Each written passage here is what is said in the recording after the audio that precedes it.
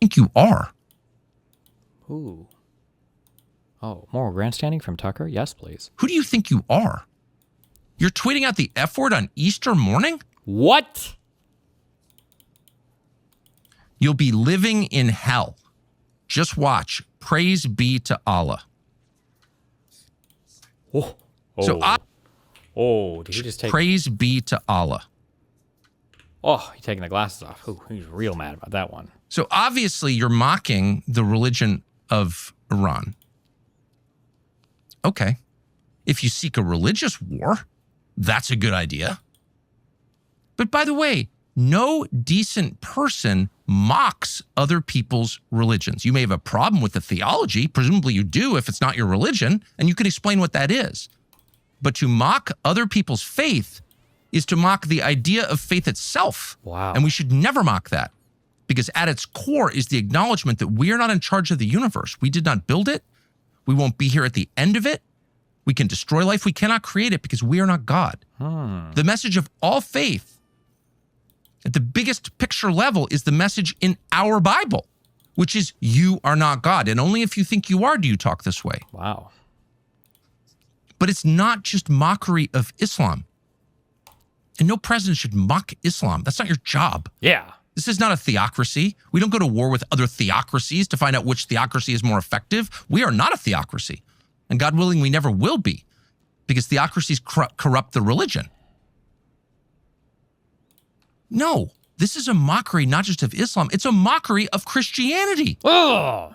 To send out a tweet with the F word on Easter morning promising the murder of civilians and then saying praise be to Allah without explaining any of it, you are mocking me and every other Christian because we're Christians. We can't support that. True. That is evil. That is an intentional desecration of beauty and truth, which is the definition of evil. True.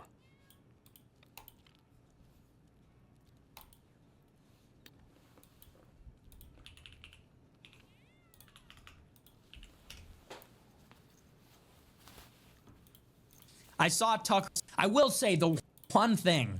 I saw Tucker Carlson's video about the post.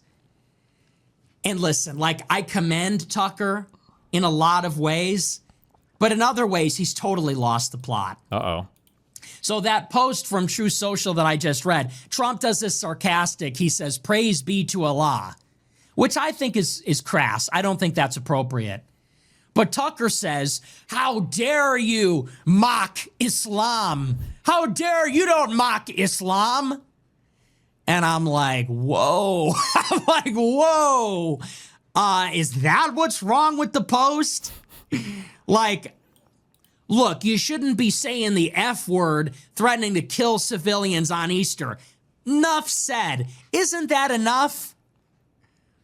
I saw Tucker's reaction that went viral. He goes, hey, you don't disrespect Islam. And I'm like, okay, like that's the problem? That's what you have an issue with, that he disrespected Islam? And then Tucker does another one of these convoluted, he goes, if you make fun of someone's religion, it means you think you're God. And you're not God. It's like, what? Like, what the fuck? I don't even know. I can't even understand the connection. We can't mock another person's religion? I agree it's not polite. I agree we probably shouldn't be too flippant about it. But I also think that Christianity is the true religion.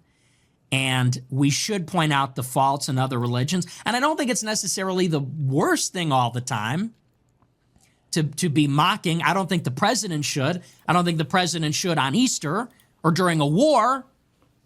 But it's like, that's the part that you took umbrage with? He goes, you don't mock Islam.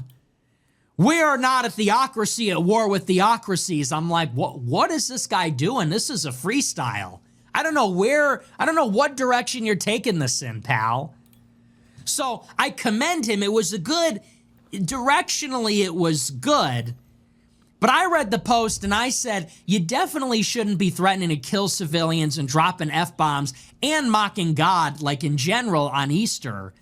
But this whole, like, don't you dare mock Islam, it's like, Okay, so is he getting money from Qatar? Like, what the fuck is going on there? Is he getting money from these people? Because that's just like a little out there. Anyway. Well, what are you going to do?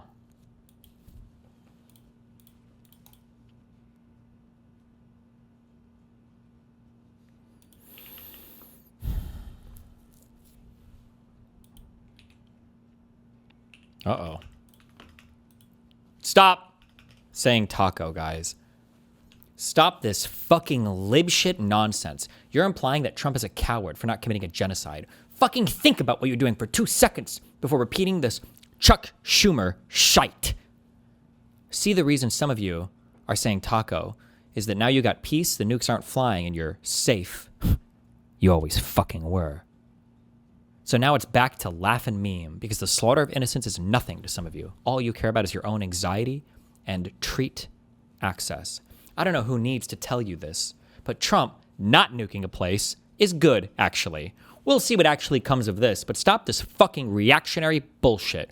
You're going to see taco in other places, lib places, fine, whatever. I expect no less from them, but I expect better from leftists.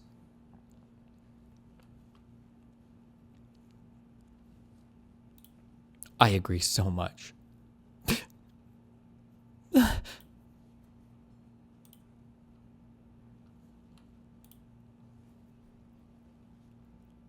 In this community, it is a joke. We need jokes. Can we please have jokes, or are they counter-revolutionary?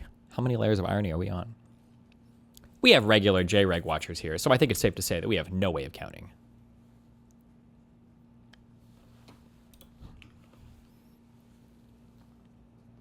Ukraine was illegally attacked. Iran was illegally attacked. Or do you support Trump's illegal war in Iran?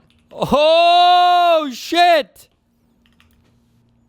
Doot, doot. Doot, doot. Doot, doot, doot. Hold on. Wait. Trump interview with Artemis crew. Reed, Victor, Christina, and Jeremy, it's my honor to introduce the President of the United States of America, President Donald J. Trump. Over to you, sir. Well, thank you very much, Jared, and you are doing a fantastic job. And hello, very special hello to Artemis 2. Today you've made history and made all America really proud, incredibly proud. We have a lot of things to be proud of lately, but this is there's nothing like what you're doing, circling around the moon for the first time in more than a half a century, and breaking the all-time record for the farthest distance from planet Earth. He's reading a script right now, by the way. Funny. Humans have really never seen anything quite like what now you're doing in a manned spacecraft. It's really special. I want to personally salute and congratulate Commander Reed Weissman, Pilot Victor Glover, Mission Specialist Christina Koch, and Jeremy Hansen. And I also want to thank the entire amazing team at NASA, headed by Jared, who's a very special guy, by the way. And you all made this day possible, and you've really inspired the entire world. Really, everybody's watching. They find it incredible. I just watched you go to the back of the moon, and people haven't been there in a long time, we can say, but it's going to be more and more prevalent because we're going to be doing a lot of traveling. Is it am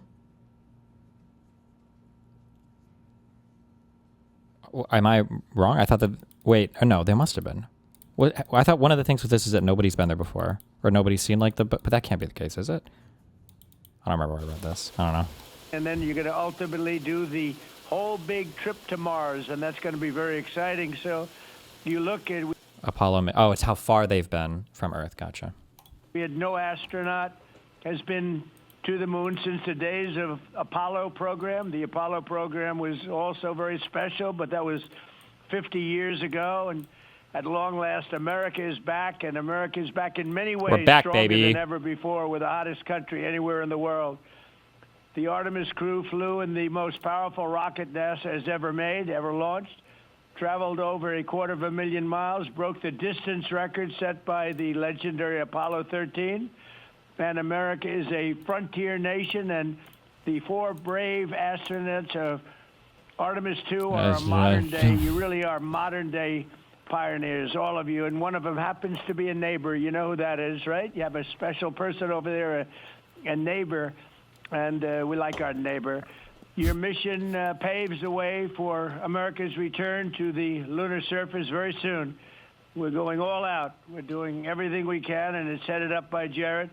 We'll plant our flag once again, and this time we won't just leave footprints. We'll establish a permanent presence on the moon, and we'll push on to Mars. That'll be very exciting. I'm waiting for that so much. I'd love to be here, but maybe we won't quite make it in terms of timing. But we will be up in the moon, and that's going to happen soon. So America will be second to none in space and everything else that we're doing, and we will continue to lead the whole thing into the stars, this incredible journey into the stars. So I just wanted, it's an honor to speak to you, and I wanted to congratulate each and every one of you. And tell me, what is the most unforgettable part of this really historic day? The whole world is watching and listening. Please tell me.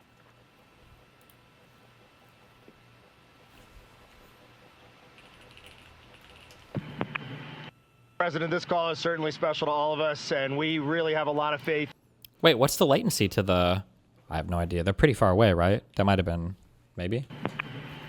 President, this call is certainly special to all of us, and we really have a lot of faith in our administrator, Jared Isaacman, who is with you. We appreciate his leadership in NASA and in the international community. We are doing great things, and we are proud to be a part of it. I have to tell you, as we came around the near side of the moon, seeing all the sights that we've seen from Earth for all of our lives, but we're seeing them from a different perspective, and then we started to get a glimpse of the... and we saw sites, Oriental sites that no human has ever seen before, not even in Apollo, and that was amazing for us. And then the surprise of the day, we just came out of an eclipse where the sun, moon, and the entire dark moon, about that big, right out the window that we were watching. We could see the corona of the sun, and then we could see the planet train line up, and we at Mars, and all of us commented how excited we are to watch this nation and this planet become a two-planet species. That is fantastic. You know, I had a decision to make in my first term, and the decision is, what are we going to do at NASA? Are we going to have it be revived, or are we going to... What do you think of the mic quality?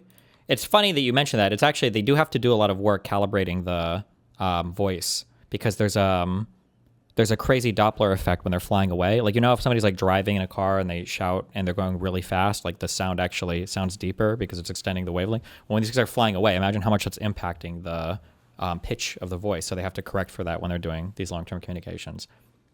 Close it down, and I had very little hesitation, and it's really great to have somebody like Jared involved, because he really makes... How does the sound travel through space to Earth? Well, space is not a perfect vacuum, so technically there is atmosphere, which is very light. So makes it much easier for me, but it was not even a question in my own mind. We've spent what we had to do, and then of course we have Space Force, and Space Force is very much related to what you're doing, and that was my baby. That was a very important one, and it'll turn out to be truly one of the most important, I believe, decisions I've ever made. So we're very proud of Space Force, and we're very proud of all of you. Does anybody How is the microphone floating? That's called phantom power, because that's why it's called phantom power. else have anything to say? A lot of people listening.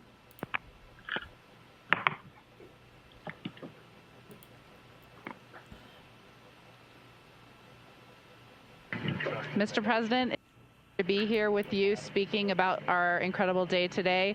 I think one of the biggest highlights was coming back from the far side of the moon and having the first glimpses of planet Earth again after being out of communication for about 45 minutes. It really just reminds you what a special place we have and how important it is for our nation to lead and not follow in exploring deep space. I'd like to ask, what was your feeling when you had no communication, zero communication? All of Did he write these questions himself? I'm sorry. of a sudden it was cut off by, obviously, your very special location. What was your feeling when you had no communication? A little bit different, perhaps.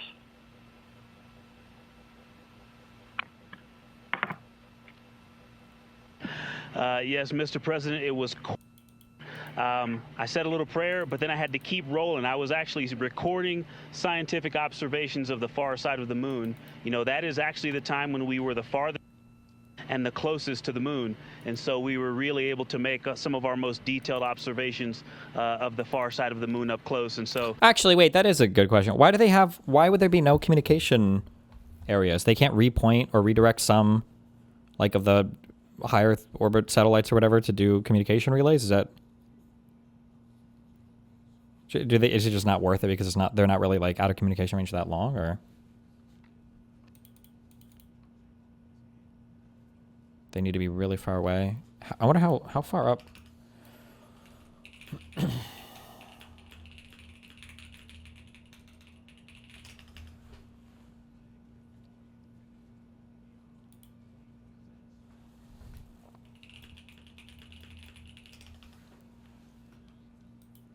I don't know what the angle would have to be, or if it's even remotely possible. I'm not sure. How wide is the Earth? How wide is the Earth from one point to the other? Oh, it's only 8,000 miles.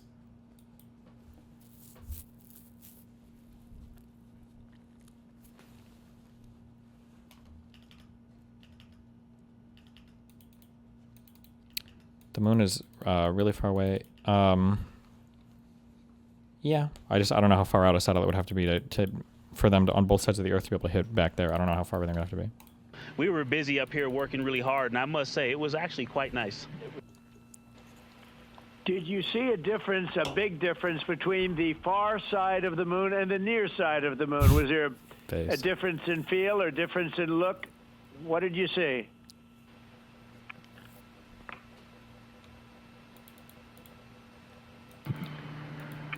Well, Mr. President, we certainly did, and our science team really set us up well to understand what they thought we might see. And the gravitational pull of the Earth has had a profound effect on the near side of the moon, changing all those dark mares, those dark patches of the moon you see from Earth. It's very different on the far side. While you see some small patches of those mare in deep craters, it's very much absent on that side, so that's really neat. And while I have the microphone, sir, I just want to thank you on behalf of Canada. The space leadership you spoke of from America truly is extraordinary. I've said this many times before.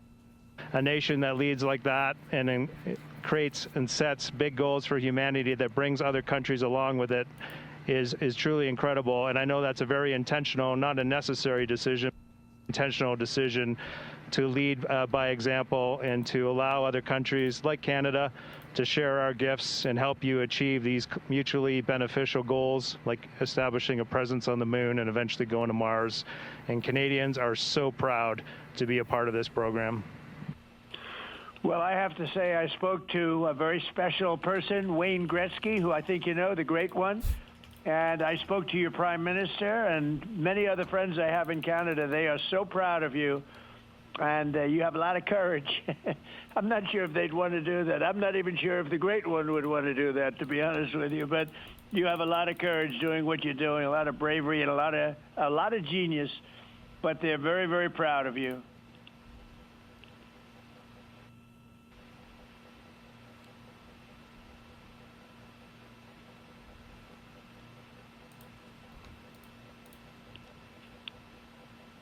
This delay.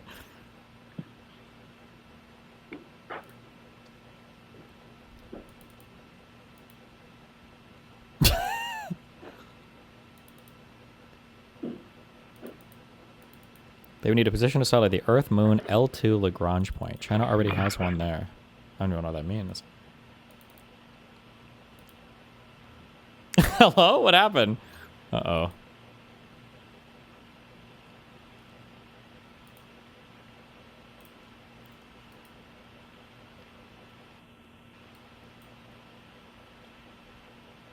Another Outlook problem, surely. Are we done? Administrator Alex, I'm going to just get a quick comm check, make sure you guys are still on the line and we didn't have a handover. Genius. Wayne Gretzky, who I think you know, the great one. And I spoke to your prime minister and many other friends I have in Canada. They are so proud of you. And you have a lot of courage. I'm not sure if they'd want to do that. I'm not even sure if the great one would want to do that, to be honest with you. But you have a lot of courage doing what you're doing, a lot of bravery, and a lot of genius. But they're very, very proud of you.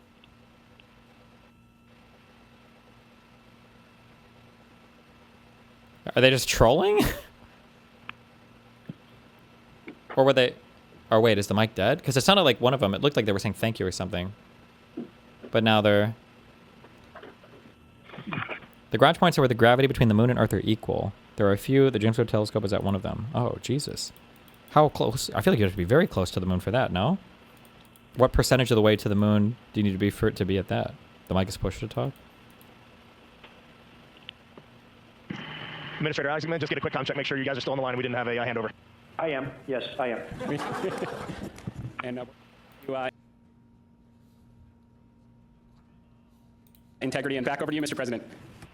Yeah, I think we might have gotten cut off. It is a long distance. It's a long ways. The reception's been great. There's a little bit of about a 9-second delay, but no, I just had a statement for, I don't know what you heard, but I was just saying they're very proud of your brilliant person from Canada on the ship. And Wayne Gretzky is a great friend of mine, and he's very proud of him. And the Prime Minister I spoke to, they're very, very honored that you have a courageous person from Canada. You have a lot of courageous people from Canada, so it was very nice. I'm not sure if you heard me say that, but it was very nice. Wow. Yes, Mr. President, we heard that, and we do love our Jeremy Hansen. We love all our Canadian astronauts. Jenny Gibbons, Josh Kutrick, they're just great people, and they're such a welcome addition to our Corps. Great. Well, I really look forward to, when we can, I look forward to seeing you in the Oval Office. I'll ask Jared to bring you over, and I'll ask for your autograph, because I don't really ask for autographs much, but you deserve that. You really are something. Everybody's talking about this, and I look forward to having you in the Oval Office at the White House, and we will celebrate your incredible... With the delay, they are taught to be the ones who wait so that they can receive information and not people talking over each other. Gotcha. Achievements and triumphs. This is big. This is really big stuff. The whole world is talking about it. And if you have the time, I will certainly find the time. I've been pretty busy also, as you know, but I will absolutely find the time, and we'll get together. And I'm going to be giving you a big salute on behalf of the American people and beyond that. Thank you for that, Mr. President. And when you want us, we will be there. And thank you for your leadership. Thank you to Jared for his leadership. Really, thank you for taking the time out today to visit NASA. It's really special for us, but it's really special for the team on the ground. A whole team of people all around the world pulled this off. And we just want to say thank you to all of you for this. It is the thrill and honor of a lifetime to have been on this journey. Today was amazing, but this 3-year journey has been amazing, and it was made possible by the American people and the Canadian people. And we're so grateful to you all. Thank you very much. Thank you. Well, thank you very much. And Jared, congratulations. We'll see you soon. And I know that you have Mars very much on your mind, so we'll start thinking about that pretty soon, I think. And thank you. Congratulations to everybody. I'll see you at the Oval Office. Thank you for your time, Mr. President. It's been an honor. Thank you very much. Bye. Fuck. Does that mean he still plans on being there? This is Houston ACR. That concludes the event. Thank you. Thank you. Chuck, yes. We're going back to...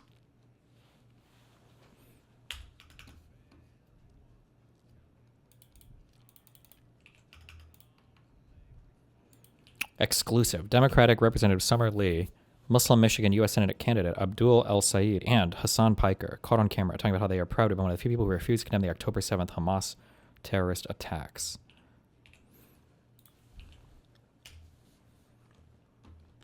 We go into these places, and this is no excuse. We go into these places. I remember the days after October 7th. Were they streaming this, or did somebody take a video that they weren't aware they were being videoed? We go into these places, and this is no excuse. We go into these places. I remember the days after October 7th. It was very few of us who were taking that stance. Like early days, like on October 7th, when we were like, yo, we can think about what will come next, because we've seen what's happened before, and we know what happens when like the president uses dehumanizing language, and even just to try to like steer people away from dehumanizing language. It's 6 of us. 7 out of 535, right? That's not easy. Like, it is choosing to be uncomfortable every single day. And that is our responsibility. It is, right? Don't get me wrong. I was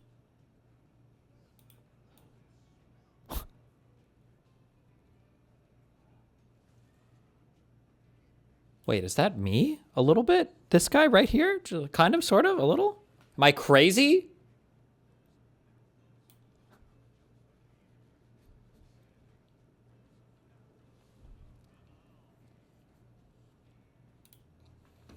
October 7th, when we were like, oh, we can think about what will come next, because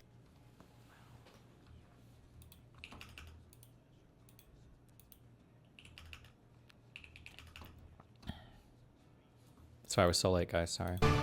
Breaking news, Iran's foreign minister just responding to Trump's ceasefire announcement. I want to read part of it to you. It's an hour ago. He says, if attacks against Iran are halted, our powerful armed forces will cease their defensive operations. For a period of 2 weeks, safe passage through the Strait of Hormuz will be possible via coordination with Iran's armed forces and with due consideration of technical limitations. Obviously, those words are crucial there.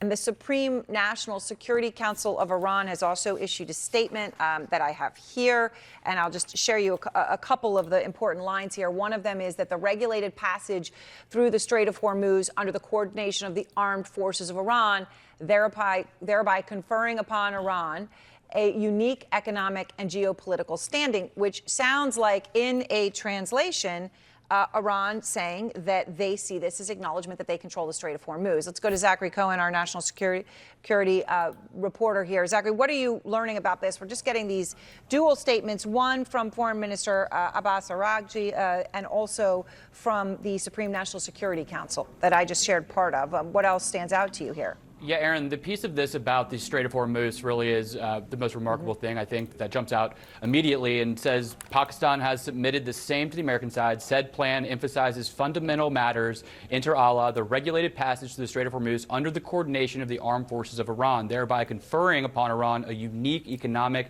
and geopolitical standing. So effectively, that's reiterated in the tweet as well, saying that at least for the period of 2 weeks, the Strait of Hormuz will be open effectively, though with coordination via the Iranian military. And it's important for people to remember that the Strait of Hormuz was not controlled in a literal sense by Iran prior to those U.S. Israeli joint military strikes that kicked off this entire conflict several weeks ago. Iran responded to those strikes by closing the Strait of Hormuz, and it appears that this ceasefire is predicated, at least in part, on the legitimization of Iran's control of that key waterway, and that goes with an implication of if the waterway can be open temporarily, Iran likely could reclose the strait should negotiations not progress in a way that they see fit effectively. So it also says that talks between the U.S. and Iran should occur as soon as this week. In Islamabad, Pakistan has been acting as the key primary intermediary country between the U.S. and Iranian regimes. A lot to hammer out here, but the Iranian statement does seem to suggest that, in principle at least, the Trump administration has agreed to the broad contours of their 10-point proposal, at least as a starting point for these negotiations. And again, it's hard to overemphasize how important the Iranian control and demand that that control be legitimized of the Strait of Hormuz is as far as a starting point for these talks. Very important.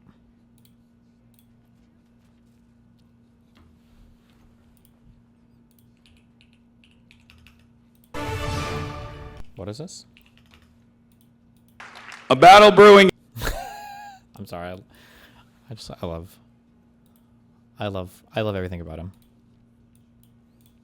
A battle brewing against not only the corrupt fascist forces of the Republican Party, but also against do-nothing Democrats that would rather sit there and collect paycheck after paycheck and fundraise from corporate donors that put your interests second to the interests of those very same corporations that poison your water as they sit idly by, that make sure that every single piece of productive output in the wealthiest nation on earth goes back to our massive military-industrial complex that only brings about death and destruction overseas. Because remember, every single dollar that is spent on a bomb is stolen from each and every one of you, because that's a dollar that they spend blowing up a school overseas instead of building schools in your neighborhoods. Clapper.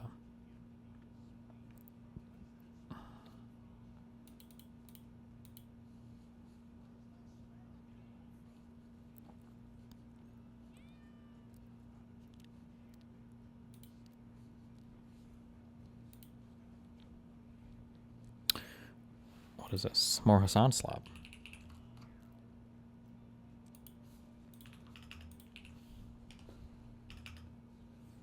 Hasan Hasan, what do you think of Abdul's opponent, Mallory McMorrow, saying that you're like Nick Fuentes? I think it's a heinous smear. Heinous. I don't really think McMorrow knows anything about me.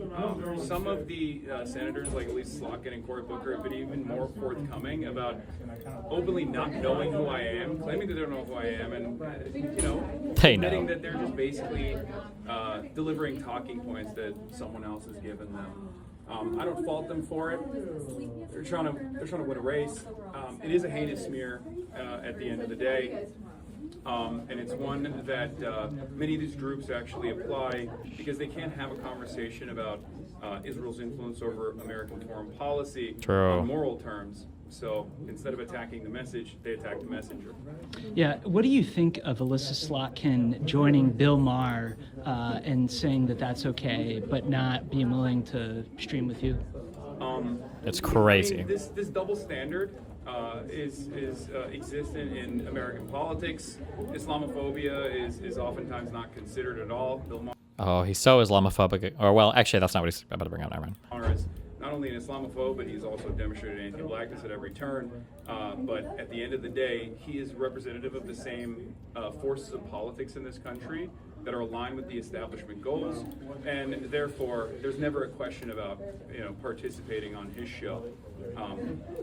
I think the reason why a lot of people are very critical about what I've said and the manufactured outrage is because it's a way to possibly tie up Abdul al-Sayed with radical politics. I don't think any of the politics that we demonstrate are radical at all. I think we're speaking to a lot of people. That's why there's a lot of people out here, a lot of young people, a lot of old people as well, because they're sick and tired of business as usual politics. He takes so long to make a simple point. Hasan, it's because he's not like critically or dynamically engaging with anything. It's like you ask a question and there's like kind of like these pre-memorized kind of prompts or responses that he gives based on what the prompt is. There's not really like an actual back and forth. So it's always going to sound like this. Yeah. If they want something more, they want more responsive politicians that will say no to endless wars and instead will demand that the wealthiest nation on earth take care of its citizens. Abdul, are there any views that Hasan holds that you would disavow while you're with him right now? I'm not here to disavow people's views. I'm here to have a conversation about how to get money out of politics, put money back in pockets, and pass Medicare for all. That's the conversation that folks are here to listen to.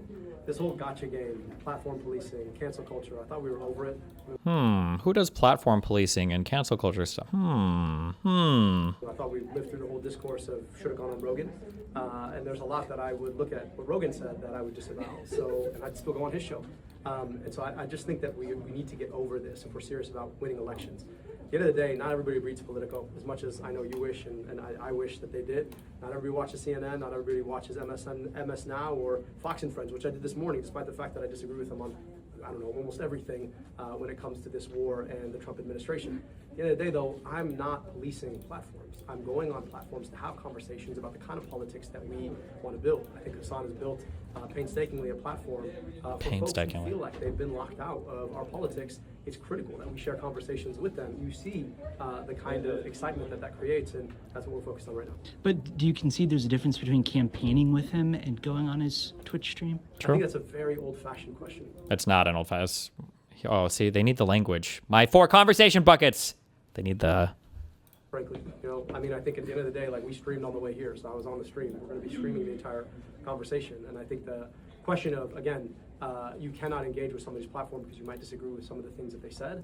I think that is exactly, that kind of platform policing is exactly why Democrats too often fail to get our message out to everybody. If we believe in our message, then you've got to be willing to take it everywhere. And we talked earlier today, Adam, about the role of persuasion in our politics. I think too often Democrats have forgotten how to persuade. And part of that is because too often we don't think our positions are persuasive enough. I think my positions are plenty persuasive. So I'm gonna take them everywhere, and I'm gonna go have conversations with folks I agree with, folks I disagree with, folks that we share nothing with. I've done content with food creators and workout creators, but I wanna take my message everywhere. And I think friendly fire? Around that, and so I'm grateful that he's here with us today to have a conversation to build a room about how we get money out of politics, put money back in pockets. I didn't know they did that. Last question, Hasan. What does the 2028 Democrats' pushback against you say about their effort to rebuild a big Democratic tent?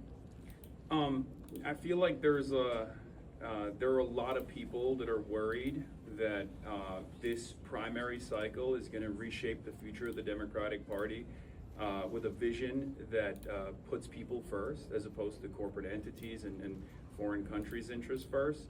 And there are some people who I think are worried about what that says about their position.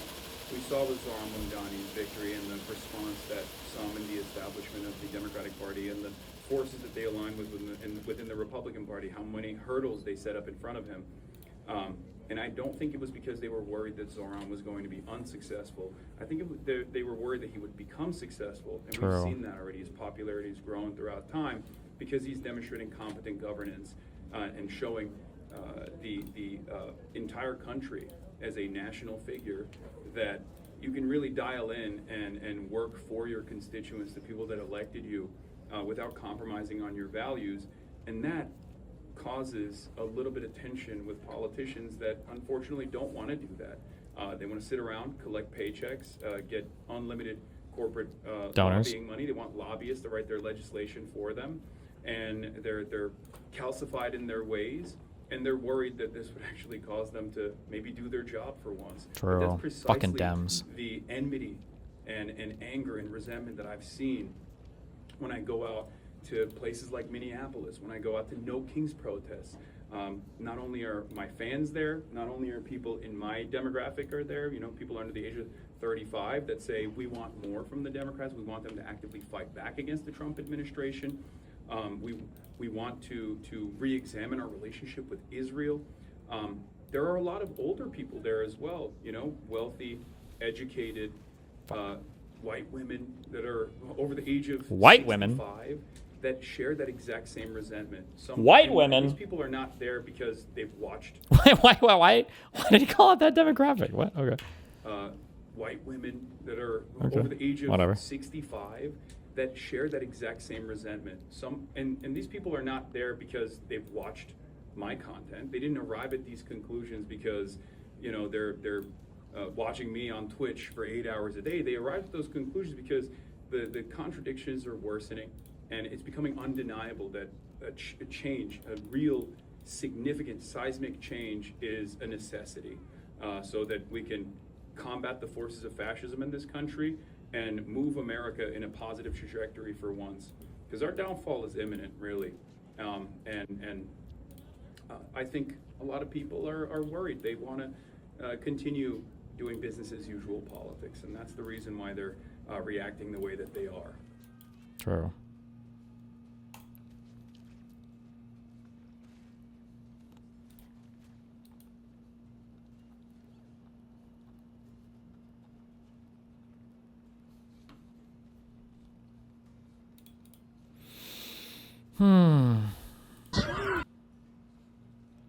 I have a friend who's been talking with software engineers at their new job, and every time I've talked to them since, it sounds like this.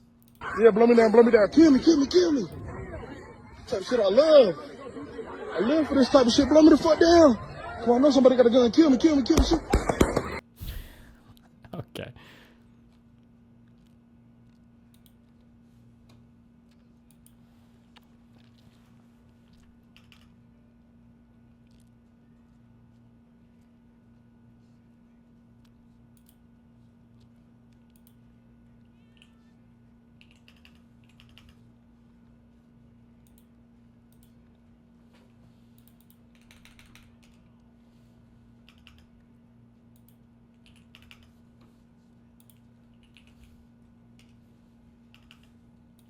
Okay, time to hit him up with the big one.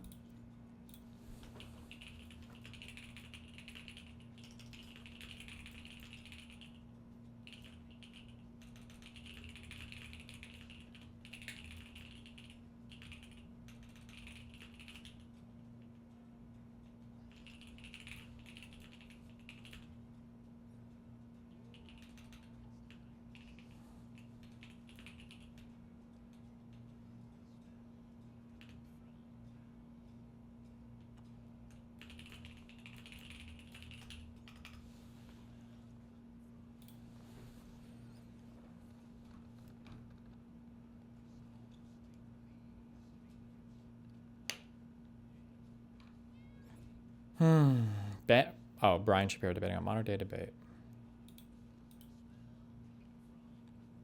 Oh, the Deaf Noodles guy.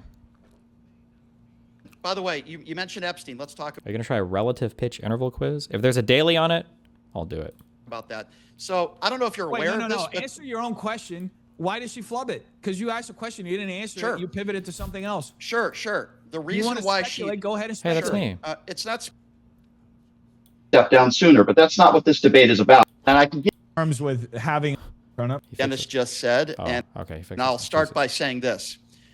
All her daddy podcast, which ultimately just floundered. She couldn't even come to terms with having an unscripted interview with Joe Rogan. That's how terrified she is of going off of the regular talking points. You mentioned tariffs. It's interesting because Kamala Harris isn't necessarily against tariffs. She is.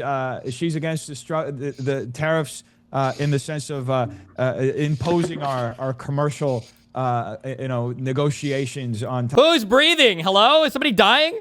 Top of for better commercial negotiations. She's actually for tariffs when it comes to electric EV mandates, when it comes to these sorts of woke environmental policies that have crippled my state of California, that you can't even change your garage door without having to get 9 inspections on it. That's what Kamala Harris, that's what her vision for the whole country is. So yeah, it's funny you bring up all these points. You just had a whole bunch of word vomit for about 5 minutes where you just... Are we not at war? Are we not at war with Iran? War, are we not? I very much, was that word very vomit? much disavow the war. I don't think it's a good idea. I have called Trump out I don't think it from is the either. beginning. I'm part of that coalition within the Can Republican I ask you, Party. Dennis? Dennis, can I ask you?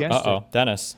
Can I ask you, Dennis, who was the guy who said he was going to be a war-free peace president and there was going to be no types of regime change? I'm sorry, who was the guy who said that? Who was that Trust guy? me, I'm equally critical of Trump, and this is the difference. I don't think you are. I don't think you are. This is the difference between the Republican Party and the Democrat Party. We can actually be critical of our leaders. You guys demonstrated during this last election that whoever you put up, whoever you anoint as leader of your party, whether through a Democratic primary or not, whether it's somebody appointed by an elite, you guys all get behind that person and you create this echo chamber where no criticism is allowed. I am critical. So you don't... Really, bro? Really? Wrong. So is Massey, so is Marjorie Taylor Greene, so are many other people in our coalition. Massey and Marjorie Taylor Greene, who are part of your coalition. Massey is the most hated person by Donald Trump, and Marjorie Taylor Greene literally resigned. What are you talking about? What? Well, first of all, Marjorie Taylor Greene has been critical because Donald Trump didn't endorse her. We're talking about 1 or 2% of elected officials that are Republicans, who, by the way, have an opportunity to stop this war, but they don't have the backbone to do it. I've been very critical of the Democrat Party. I was very critical of Joe Biden. He should have stepped down sooner. If you want to talk about word vomit, you just talked about some podcast that Kamala was in that she spent a lot of money for. But you don't talk about you don't think that level of spending and mismanagement Hold of on, donor let's money talk is about that. representative of bad governance? Let's talk how about awful that. she would be with money and governance? Sure. But I'm not going to talk about some podcast. You agree to that? What I'm going to hold on. I'm not going to talk about some podcast. I'm going to talk about the fact that when Donald Trump was president, he got us $8.2 trillion in debt. But you'll equally go after both sides. But you want to talk about some stupid podcast. Well, let's talk about how inflation went out of control when Kamala Harris was vice president. Dennis, before we talk about that, the borders are, but she was actually appointed. She had a special appointment from the president. I'm happy, President Biden, to take care of the border. Dennis, and could you turn your mic up just a little bit, 20 million people entered the sir? country during that period. Dennis. Yeah, so Go ahead. Could you turn your mic up just a little bit? A tad? Okay. Yeah. I'm happy to talk about what Dennis just said, and I'll start by saying this. Joe Biden didn't ask, or it wasn't his choice, to get us into a global pandemic. He took that over. He also didn't ask Vladimir Putin to invade Ukraine. But you see, when Joe Biden is president of the United States, you guys forget about cause. Hold on. You guys forget about cause and effect. Just give me another 30 seconds here. Donald Trump decided to go to war in Iran, a very unpopular... He didn't decide. That's number one. That's not even... He did. True. Look, Netanyahu did. True. The most charitable take on this, the most charitable person who's seen everything play out wouldn't agree with you that he decided. Even Marco Rubio, Tom Cotton, Speaker Johnson all said it was a very credible strike people. because Israel And where's the was evidence? going to attack Iran, and we preemptively struck so that we protected American interests. What? Israel was going to attack Iran, so we had to do it first? What? How? What is this line of logic? What? In the area. Dennis, where's the evidence? Guess who didn't do that when Russia invaded Ukraine? Guess who? So we should have attacked Russia or Ukraine? It doesn't even make sense. Oh my God. Didn't do that. Rubio said this on day 2. Okay. First of all, hold on. Let's stick with Iran for a moment. Weak, okay. Again, Kamala, she wouldn't have done it. You know what her foreign policy is? You know what? You remember that interview where she's asked, "Oh, what would you do in this?" She's like, "Just don't. That's her foreign policy." Again, some middle school teacher. Again, that's not true. So basically, what you're saying, based with no evidence, Marco Rubio, Pete Hegseth, nobody in the Trump administration has presented any evidence that Iran was an imminent threat to the United States of America. True. None, zero. But yet, I agree on that. I agree. Okay. Not only do I agree on that, but I also don't like the hypocritical stance of claiming that the bunker buster bombs had taken care of the job, and all of a sudden we have to go back in to finish out the job. So then why are you saying hypocrisy there? You're making my argument.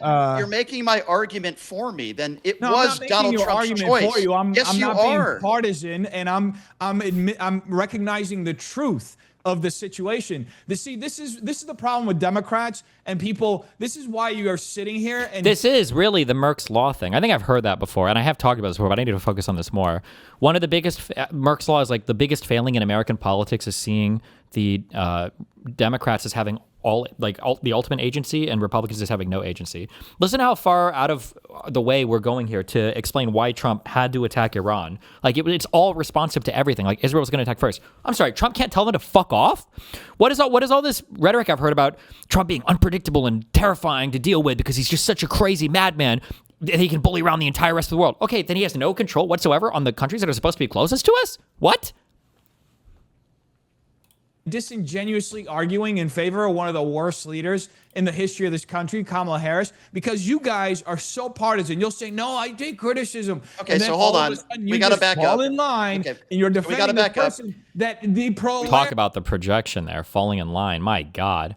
The plurality. Okay, let me be clear. She lost every swing state. Do you so understand let me be clear. How you're arguing a losing battle? Nobody thought she was good. Yeah. So Dennis, let me just give me a minute here. First of all, Dennis doesn't know much about me, and that's okay. I'll fill him in on something. Dennis, I'm not even a Democrat. I lean to the left on social issues. I did not vote for Barack Obama. I did not vote for Hillary Clinton. So it's not you guys. You got to stop saying that. I do lean to the left on social issues. Let me be very clear. I would have voted for.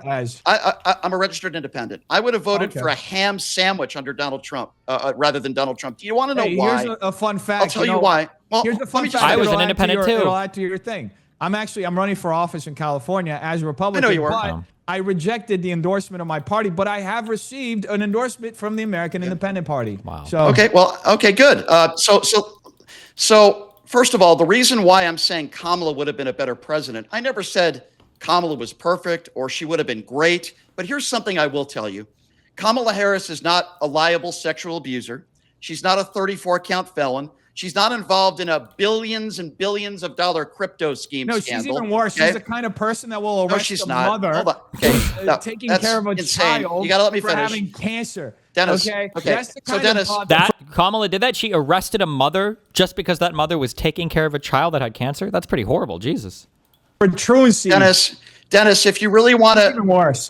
Yeah. Dennis, if you really want to compare the moral equivalency of Kamala Harris and Donald Trump, who, by the way, is in the Epstein files more times than Jesus' name is in the Bible, I'm happy to have that conversation with you. That's a complete straw man. Okay, you voted for a guy who is a liable sexual abuser. You voted for a guy whose own ex-wife said that he raped her. You voted for a guy who is a scam artist, whether it's Trump University. I can go down the list of the discrimination lawsuits that he had to pay out over time. You voted for the guy who how you bad voted, Kamala Harris is. You voted for the me. No, By I'll the tell way, you what it says. No, I'll tell you what it says. 71 million Americans voted. I'll tell you what it says. It shows 72 million Americans voted for him. I'll tell you what it says. The majority of Americans, every swing state. No, not true. That's how bad Kamala Harris was. That's how awful she was. I can't. Sorry about that. It also exposes how ignorant and ill-informed so many people in this country are. And by the way, 49 countries ignorant. 49. Really? Hold on. Why Let me would you ever say Let me that? finish. Let me finish. First of all, that's actually disgusting. everything, Dennis, That's everything you disgusting say, that you would call half Dennis, the country ignorant. Dennis, you got to let Dennis. Dennis. You got to let me finish, Dennis. Dennis. You got to let me finish. Dennis. First of all, Dennis. half the country didn't vote for Donald Trump. For the people that voted, more than half the country, yes. Dude, you got to let me talk for more than 10 seconds, man. It's Go like ahead. every 5 or 10 seconds. All right. I got you. I don't think we have to do this. I've done plenty of debates like this. I don't think we need to do that. You got to let me finish. I'll let you finish. Go ahead. Thank you. 49% of the people who voted for Donald Trump. Okay. And if we're going to go to half the country right now, he's in the low 30s and a lot of people regret their vote. Okay. So don't give me the nonsense that, if there's one thing that Donald Trump exposed, it's how many stupid people there are in this country. And we wouldn't be in this war right now if so many people didn't vote. Now, a lot of people didn't vote for Kamala because she was a woman. I think a lot of people were not ready for that, unfortunately, and it's very, very sad. But the fact of the matter is, if it's between Trump and Kamala's not on the Epstein files thousands of times. Kamala doesn't have 25 people that have accused her of rape or sexual assault. She's not a liable sexual abuser. Last I checked, she hasn't made billions and billions of dollars in a swindling crypto scandal. So if you want to compare the moral equivalency between Kamala Harris, who, by the way, is a pretty good mother and a pretty good wife and a decent human being. If you want to talk about policy, I'm happy to go into that with you. But please don't try to conflate the morals, who Donald Trump, who said, I don't respect John McCain because he was captured, who dodged the military multiple times. You're going to lose that argument, dude. You're going to lose that argument. Well, I think it's ironic that you bring up the Epstein files, considering that they didn't release them. The ability to release it and refuse to Same do talking it. Points. Had to come up to the guy Same who's apparently as many times as you say he is to do it. By the way, it's a complete straw man to actually even mention it like that. I thought you would have learned from trying to say this to Kai. Kai Schwemmer completely owned you on that one. He demonstrated the length of first off, the length of the Bible versus the 3 million pages of Epstein files. Next, the majority of the mentions of Trump, it's mostly Epstein trying to figure out how to take Trump down. Epstein hated Trump, and it's been well documented. Now, obviously, I'm not sitting here everybody knows trying to litigate every single thing Trump has done. He's a morally flawed person. Morally flawed. But that's not why myself and the vast majority of Americans in every swing state voted for Trump. It's because the entire country recognized that we needed leadership, and Kamala Harris just wasn't the person to do it. And obviously, there's an argument to be made about when he came into office versus where he is at now. I obviously there are a lot of decisions of his, especially as of late, especially getting involved in the Iran war, that I personally do not agree with. Even the rollout of the Epstein files, I thought that was a disaster. Pam Bondi completely flubbed that one. Why did she do that? Why do you think she flubbed it? Who is she protecting, Dennis? We can sit here and speculate all day. It's flubbed. I'm grateful she's been fired. I don't know, dude. I don't know why she. You don't know? Let me ask you a question. By the way, you mentioned Epstein. Let's talk about that. So I don't know if you're aware of this. No. Answer your own question. Why did she flub it? Because you asked a question, you didn't answer it. You pivoted to something else. Sure. The reason why go ahead and speculate. Sure. It's not speculation. When Kash Patel was asked under oath 8 times, did you tell Pam Bondi that Donald Trump is in the Epstein files? 8 times he refused to answer the question. Do you want to know why?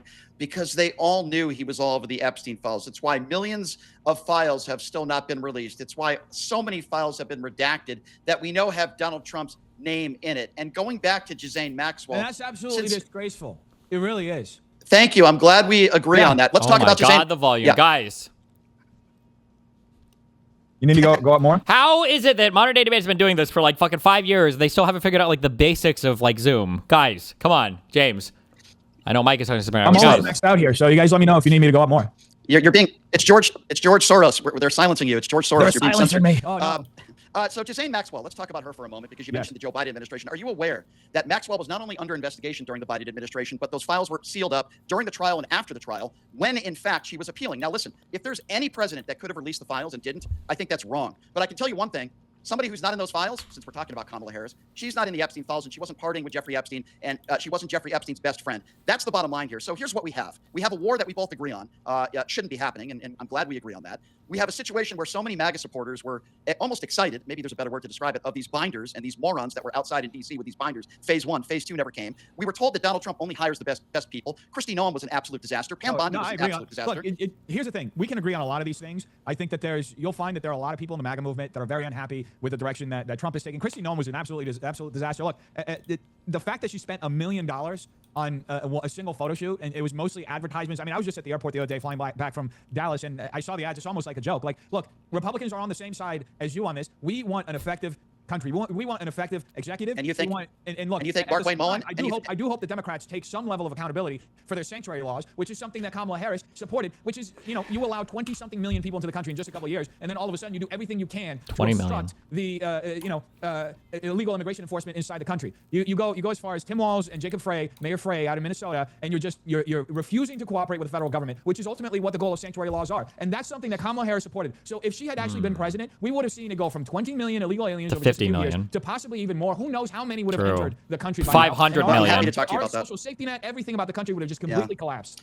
I'm happy to talk to you about that. First of all, if Kamala Harris was president, Renee Good and Alex Preddy would still be alive today. That's number one. Number two, per capita in this country, you have the better chance of being the victim of a crime from an American citizen than you do an undocumented immigrant. Number three, people's no, that's false. no, that's not false. You could look that up. First, third, and Fourth Amendment.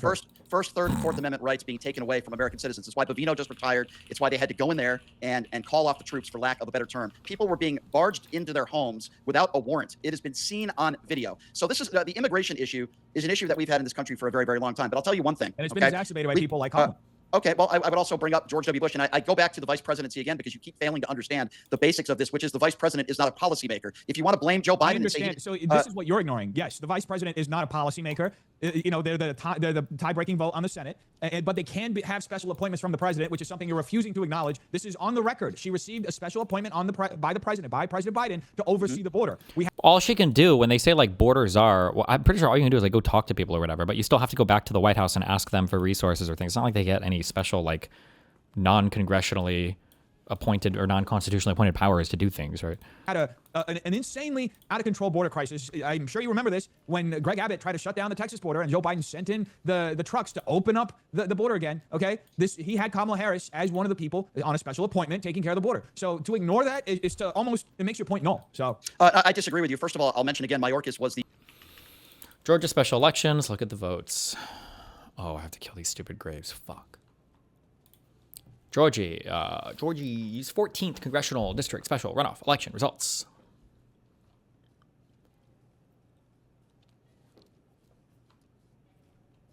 What about this?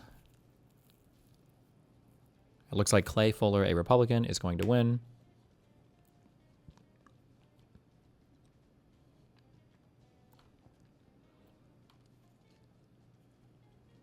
But it's shifted 23 points since the election in 2024. Or all of these are different counties that voted. Gotcha. Big shifts. Well, pretty spooky.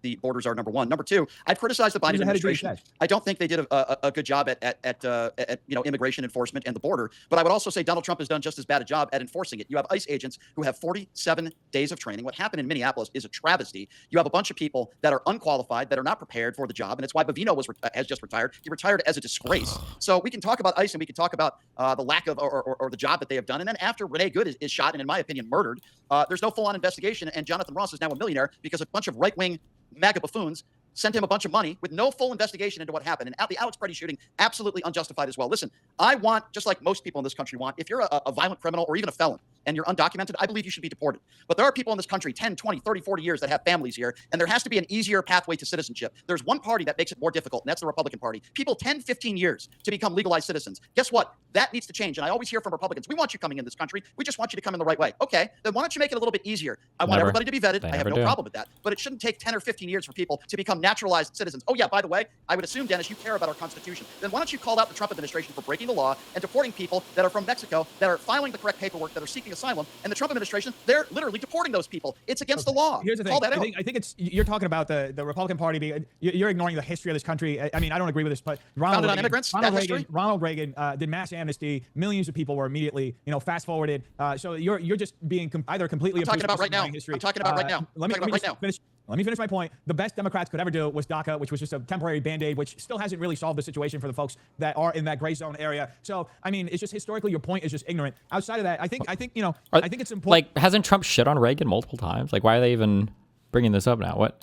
To look at something. You're talking about policy. Let's talk about policy that Kamala Harris supported. You still haven't answered for this. Part of the reason why Renee Good, why Alex Preddy are no longer with us, why we saw immigration enforcement play out in the streets in the manner in which it did, is because of sanctuary policies. Because sanctuary policies allow for a breakdown. Is this news to you? Sanctuary policies and allow. So let me explain something to you, since this is news to you. Before sanctuary policies, and this is a discussion that played out at length here in California before it became statewide policy. Before sanctuary policies, when somebody was arrested, the police department that was arresting them would look at their immigration status and would call ICE in case there was some question about their immigration status, and ICE would make a determination whether or not to deport that person. All of this happened behind the scenes inside a jail without playing out on the streets. In fact, one of the main concerns when this law was passed here in California many years ago was that this would break down that cooperation and would cause interior removals to play out on the street as they're playing out now and have played out over the past so I disagree. So Dennis, I disagree. Kamala Harris supports sanctuary policies. You still haven't answered to that. That breaks down the cooperation between the state, the county, and the federal government. I think it's time for you to take accountability for that. Yeah, you just said something that is completely not factually accurate. The reason why Renee Good was shot and killed had nothing to do with sanctuary policies and had everything to do with officers who are not properly trained to be in those situations. Hold on. No, it's not a straw man. It's direct evidence. Straw man because it's not what I'm arguing. I'm saying if the policy wasn't in place, it wouldn't be playing out. Hold on. You're the one who just said, quote, the reason why Preddy and Good were killed is because of sanctuary policies. The reason why Alex Preddy was killed is because you had a bunch of goons wearing masks that were 1,500 miles. Are we gooning? By the way, that were 1,500 miles from the border, acting like thugs, and then you had members, and then you had frisky. Again, you keep saying straw man, but you don't want to actually address why they were killed. And then you have a bunch of goons wearing. I'm talking about the policy. You're refusing to acknowledge the effect then you should not. Then you should not have brought up both of their names. The reason why they were killed is because you have a bunch of goons wearing. If the policy, if sanctuary policies weren't in place, then this sort of interior removal wouldn't be playing out in the streets. Thus, you don't have activists blocking ICE. Thus, you don't have these violent situations play out. Okay, so first of all, Alex Preddy was not blocking ICE. That's also not factually accurate. No, in fact, he was obstructing justice. He was absolutely not. He was standing between ICE agents and women, and he resisted arrest. Okay, so first of all, that is 100% factually inaccurate for everybody that watched the video. Okay, first of all, what he did was he was helping a woman get up, and the ICE officers approached him. And when you have 4 or 5 officers immediately pepper spray him at close length, which you're not trained to do, and then push him to the ground and start kicking and punching him, I don't really know what you mean by resisting arrest. Alex Preddy didn't deserve to be shot in the street. By the way, Alex Preddy, he did not deserve to be shot. I agree with that. Okay, well, guess what? Stephen Miller called him an assassin. Kristi Noem called him a domestic terrorist. They did the same thing with Renee Good. It is despicable and it is disgusting. By the way, both of these people, no criminal record. At worst case scenario, maybe you could have cited Renee Good for a misdemeanor. This is by far brutality and, in my personal opinion, murder. Okay, murder. Now, I would ask you a question, and I'm going to go back to January 6th now to see if you're consistent. Would you say that January 6th happens if Donald Trump doesn't lie about the 2020 election? He didn't lie, bro. In what sense it happened? What specifically? Your question is so broad and vague. So, you talking to me? You talking to me? Let me see. You want me to turn it up? I don't know if I have. Turn my audio down? Oh, here, I can just turn it up manually in here. Is that better? Okay, cool. Okay, good. So my question to Dennis, and I'll explain why I'm asking in a moment, because we're talking about Kamala and Trump. Bro, this has to be a troll. Somebody's trolling. I don't know who, but somebody's trolling. You didn't? I was a registered independent before that too, so I was on the same boat as you. Okay, actually first election around, even though and I'm clarifying this because you just made an assumption. First election around, I liked Trump. I didn't like his tone. I actually ended up voting third party at that point. 2020. I couldn't vote for either. I was pissed off with Trump over the COVID stuff, and Joe Biden just looked like a corpse. So I only voted for Trump in the last time around. Okay, thank you for clarifying that. I did make an assertion, but hey, you assumed I'm a Democrat, so we're even now. Thank you for clearing that up. Fair enough. Okay, well, I'm actually glad to hear that. So after the January 6th insurrection, He still voted for Trump. So my question to you is very simple. If Trump doesn't lie about the 2020 election, does January 6th happen, yes or no? Well, first off, you got to tell me how he lied. What lie specifically was said? Did Joe Biden win a free and fair election in 2020? No, I believe that there are several issues that played out with the 2020 election. Okay. And there has been extensive investigation, specifically in Arizona. Really? What's that? So hold on. I didn't ask you if there were issues. There's going to be issues in every election. I understand that. You said a free and fair election. To me, if there are issues in an election, it's not a fair election. Got you. So was there any evidence of widespread voter fraud that anybody has found that could have overturned the outcome of the 2020 election? There are definitely questions with the voting machines, yes, and there are definitely questions with other. I didn't ask you if there were questions. Let me repeat my question. Is there any proven evidence of widespread voter fraud that could have changed the outcome of the 2020 election? Stuff is still playing out in court. It takes years for this. What's playing out in court? Huh? What's playing out in court about this widespread investigation voter fraud? in Arizona? I know for a fact that just in California alone, we're investigating, and I'm actually part of a lawsuit with the Libertarian Party that we're actually suing the state over our mail-in ballot system because of the mass amount of fraud that plays out.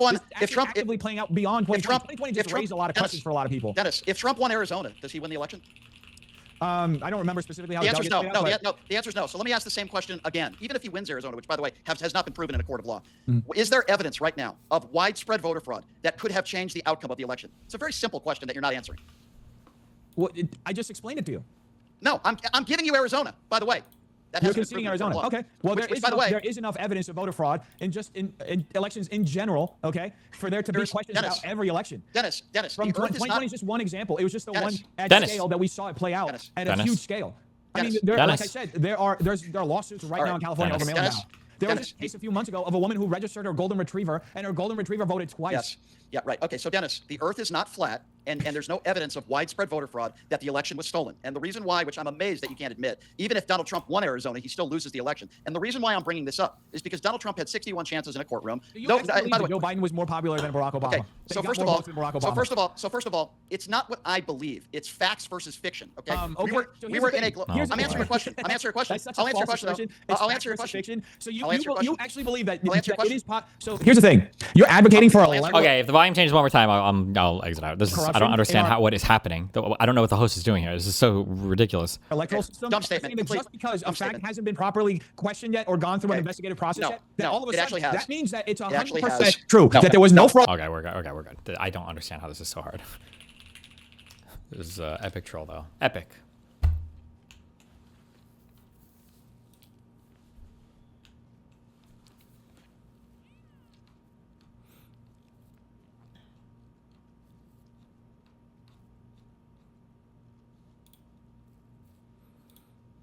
Anyway, affordable government housing blocks that are surprisingly expensive. What do you have to do? Guess the word? Affordable government housing blocks that are... bro. Lego? I don't even know. Literally, just in my head, I went, blocks that are expensive. If you tried the minute cryptic, you would kill yourself. Wait, is that what this is? The minute cryptic.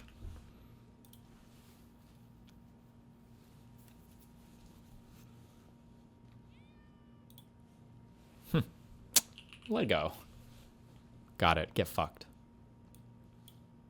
We're adding it to the dailies.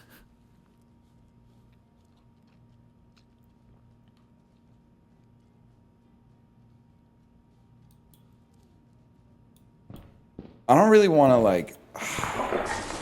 Well, I don't know. I don't know if I want to get fucked in the ass because I've never had it happen before. Are you listening? Okay.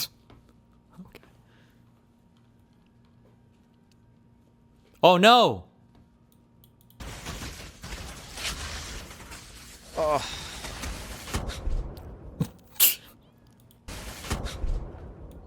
Oh.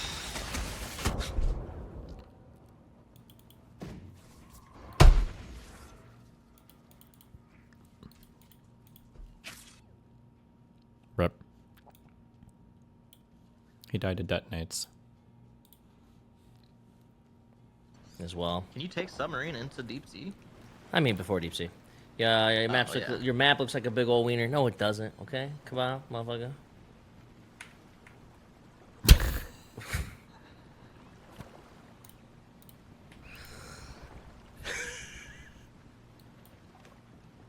What are you gonna do, man?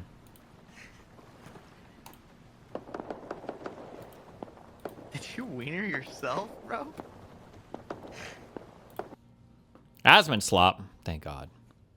Slop me up, baby. Yeah, I mean, and I think there's been a, like, this weird, like, so there's been a massive subversion inside of, I think, a lot of right-wing communities, too, where you have a lot of people who are trying to, I think, subvert and cause division by creating a distinction. Like, I think that they've used Israel and the Iran war as flashpoints to create a division inside of a lot of the right-wing communities and right-wing ideology to, you know, assign basically things that are detrimental to, in my opinion, Israel-Palestine post on the sub? No, but I'll read it after this. Separate foreign interests as we being love our Israel-Palestine posters. Hell yeah. Hopefully proactively assign a negative value to them and make people that are right-wing but anti-Israel think that they're siding with America by siding against America's best interests because those best interests align with Israel's best interests, and it's more important to be against Israel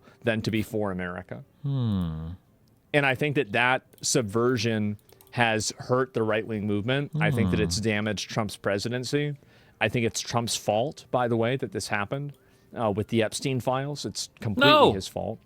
But it still happened.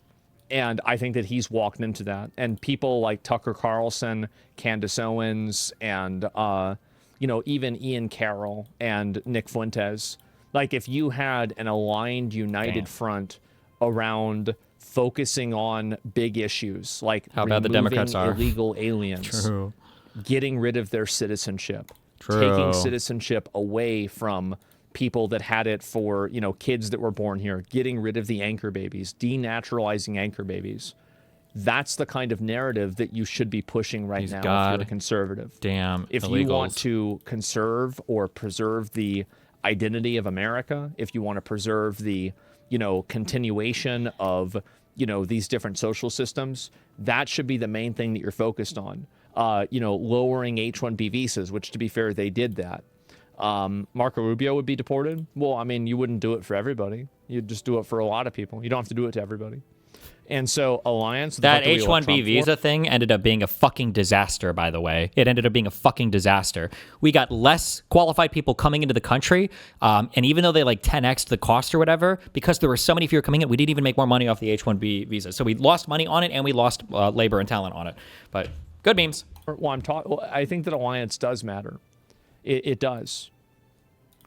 Do you think Charlie Kirk was killed by Israel 3006? Well, I don't know. I mean, I think that again, like, was Charlie Kirk killed by the person that shot that gun? Yeah, I think that's what happened. I think it was just a crazy retard, and I don't think that there's going to be any connection ever made to Israel or any sort of intelligence agency. Oh, ever. Mossad paychecks now, huh? I think that it's just a hysteria that right-wing people have cooked up in order to continuously keep this upset, you know, paranoia around Israel on. I think it's ridiculous. It's a ridiculous subversion that's a colossal waste of time. It serves no purpose other than to divide people and to create infighting. Oh, subvert me, baby. And Kyle is right to see that with left-wing politics. Now, I do see the argument on the other side that allowing people like Hasan to define the Democrat Party whenever Hasan says things that could be seen as extremist could alienate center voters. I think that's true. But I think also there should be more of a focus on the things that people that are extremists say that unite them with the whole, rather than to focus on the things that separate them. Because the reality is that people that are giving that type of advice about removing those extremists, they want you to lose. So, like, for example, like whenever they say, like, oh, well, you should distance yourself from this person or that person, why would I listen to that person tell me that when that person wants me to lose? True. Why would I take their advice on what I should do if their best interest is for me to not get what I want? You see what I'm saying? You would never listen to a person. Like, you're basically listening to a person that's giving you the best advice on how to lose. Don't do that. You say that with the left? Well, no, that's why I just said with Kyle. I said, I can see why he's saying this. I don't like Kyle. I think Kyle's a retard. but I can see why he's doing something. Like, I can see why somebody steals something out of a store. Doesn't mean I agree with stealing.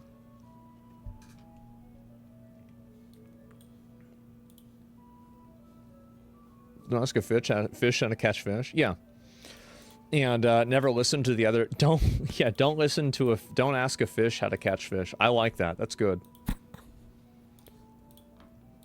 Because that's their audience inside their bubble and they're captured. Well, it's more that repudiating extremist ideology inside of your own. Okay, why am I linked this?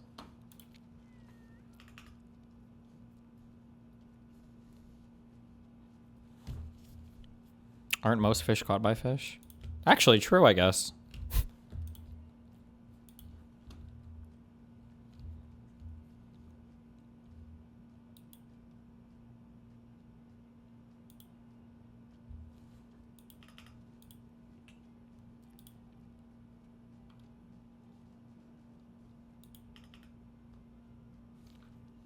Well.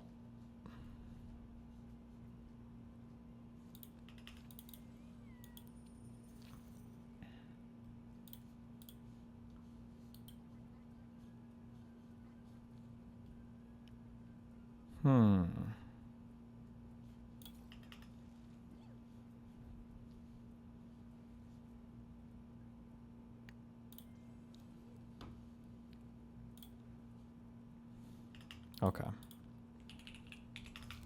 What's our daily Israel slot? Holy shit. I've been a viewer of yours for around 11 years. Ooh, that sounds like a ban.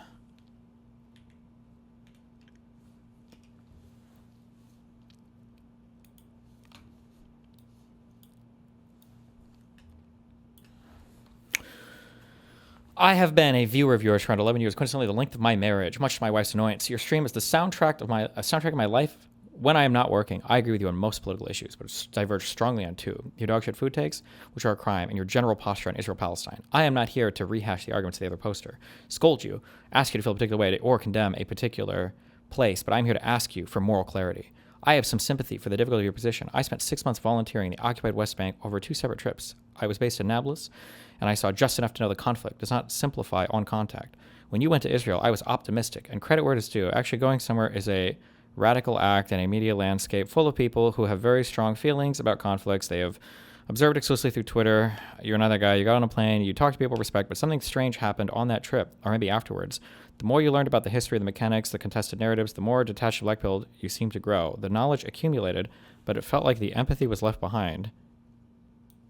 Okay. Recently, a chatter called on you to declare Israel evil. The framing was simplistic enough to make serious people stop caring, which is a shame, because underneath it said a real question. I do not want you to declare Israel evil. I want something harder, an updated heuristic. I want the same public rigor you bring to every other subject brought to bear on this one plainly and without hedging. I like Adam Mockler's approach of consistently demanding moral clarity from leaders. I'm applying the standard to you. In the early weeks after October 7th, you said something on stream to the effect of, obviously the Israeli response has to be proportionate. What, did I say that? Proportionate is like one of the most retarded ways to measure responses to anything. If tens of thousands of people die, that would clearly be too far. I don't think I've ever said that in my entire life. You would never measure, like if somebody 9/11'd us, well, we got 9/11'd, and like they killed like 2,500 or 3,000 civilians, then it wouldn't be like, okay, well, we have to kill 3,000 of their people. But, okay. You set a threshold that most reasonable people would agree to. I don't think I ever set a threshold. The closest I think I ever came to setting a threshold was I think I said that like if the death toll got over like 50,000, I don't think the international community or maybe even Israel could bear it if the number climbed too high. But I don't think I would ever measure the morality or the justification or the conduct of a war in terms of just a death count. It would be like actions related. That threshold was crossed, then crossed again, then crossed again. Gaza has been flattened. The West Bank is under assault. Southern Lebanon is being occupied. Millions are already displaced. And Iran is a disaster. Yet the community feels like it still has not moved on from October 7th. Part of being liberal is being able to disaggregate, to criticize the Israeli state without being treated as though you've just enlisted in Hamas, and to oppose this war without having your motives interrogated. The neoconservatives who have colonized parts of this subreddit make these topics so annoying to touch that nobody wants to examine them here anymore. Is that true? I feel like we either banned or a lot of the crazy Israelis left a long time ago after my criticisms, especially of Israel, became more apparent. I feel like the most annoying people, though, are these random, like, pro-pally dick sucks that show up and then start posting, like, all this retarded shit. The refugee issue alone should demand more attention. You've argued rightly that forcing someone from the only home they have ever known is among the worst things you can do as a human being. Most of the people that are considered refugees, though, were born outside of Palestine. Okay, hold on, sorry. Let me, before I finish wasting my time on reading the rest of this. Holy fucking shit. This issue is, this is the #1 fucking mind rot issue. Jesus Christ, but okay. The detachment that serves you so well in debate becomes something else when the subject is mass civilian death. Tone is not private when you set the epistemic weather for tens of thousands of people who take cues from you. There has been a noticeable chilling effect on this subreddit for several years. Inside this community, people who want to express genuine horror at what is happening in Gaza preemptively qualify themselves into incoherence. No, it's just weird to post like every update of like somebody died in the West Bank and now we have to all be genuinely horrified or whatever. Like we wouldn't do this for literally any other conflict. It just feels weird. I don't know what the point is. We're not updating our positions on anything. We're just like gasping in horror. There are plenty of other subreddits where you can post like the daily Israel bad or the daily Palestine bad or whatever. I'm sure there are a few pro-Israel subs on that as well. But I think we try to ban that on both sides. I don't think we see any of this posted anymore. If we do, we ban or we delete both of those threads. Because sounding like a pro-Palestine activist carries a social cost most would rather not pay. Also, what do you mean for several years? October 7th, the war is not going on for several years. It depends on what you mean by several. But because does 3 or 2 count as several? Oh, we're in 2026 now. Does 3 count as... No, 3 is not several. Several's got to be 5 or 6 at least. 5, maybe 6, I think is a good. 6 is definitely several. 5, maybe. 5 is maybe. Every essay posted here on the Middle East gets brigaded by people who have plainly found this subreddit a useful venue for laundering IDF talking points. Is this true? We're link a post. I feel like every post I see gets, when there's brigading, it's always by crazy fucking pro-pally brigaders. Am I wrong on that? I could be wrong. Maybe there are other things I don't see.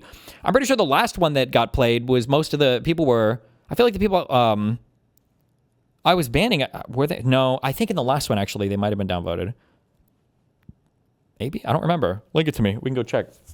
I know that the video I did on this, there were a ton of fucking people who were ass-pained as fuck about me. I feel like it comes in waves.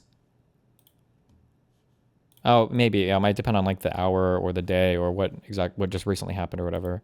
Almost 60% of shut up, loser.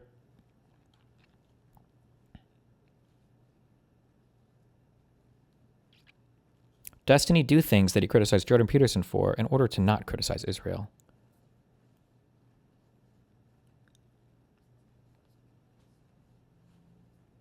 This is unironically Destiny's Vietnam. 400 thumbs up based.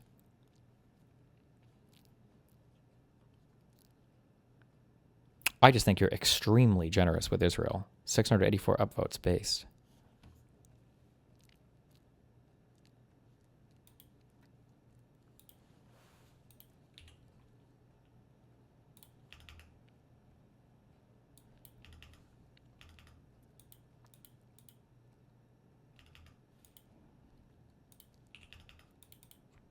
Oh, the thread for the video was friendly towards me, but I feel like this was the counter jerk wave. I'm curious what the thread that spawned that I'm going over in this video, because this one, the comments are nice towards me. Good. Hell yeah, that's my community should be.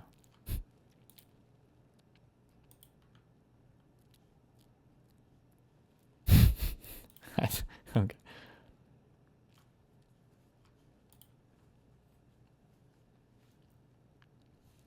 Read my last message.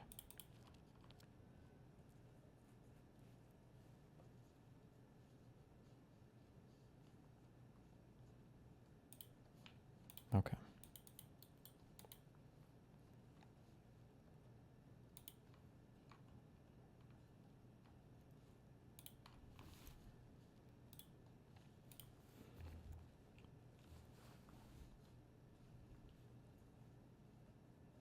Many of the same apologists amplifying the chilling effect are also pro-Iran war. In my subreddit? Have there been people supporting the war against Iran in my subreddit?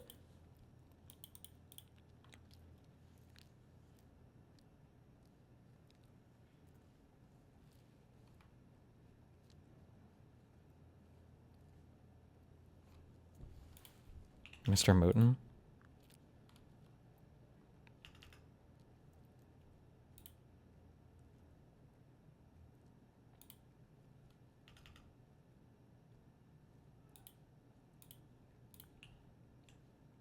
Stop. Hold on, I'll watch this in a second. You build this community on the premise that you follow the evidence wherever it leads. The update is overdue. Pro-Iran war shells and neocons should be no more welcome here than tankies. As Tim Miller put it, we need to align the Democrats with the anti-war movement, and we need to do it now. Bibi and Trump are joined at the hip. We need moral clarity where other leaders are failing. There's a line from Chaplin's The Great Dictator I keep thinking about. Our knowledge has made us cynical, our cleverness hard and unkind. We think too much and feel too little. Love you, buddy. Jesus Christ.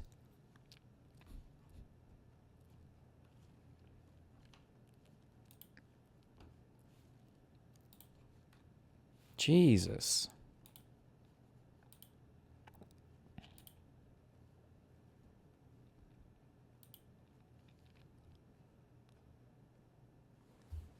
Oh yeah, hell yeah. Okay. I think we banned most of the pro-pallies. Or we're in the counter jerk wave, and the counter will be here soon.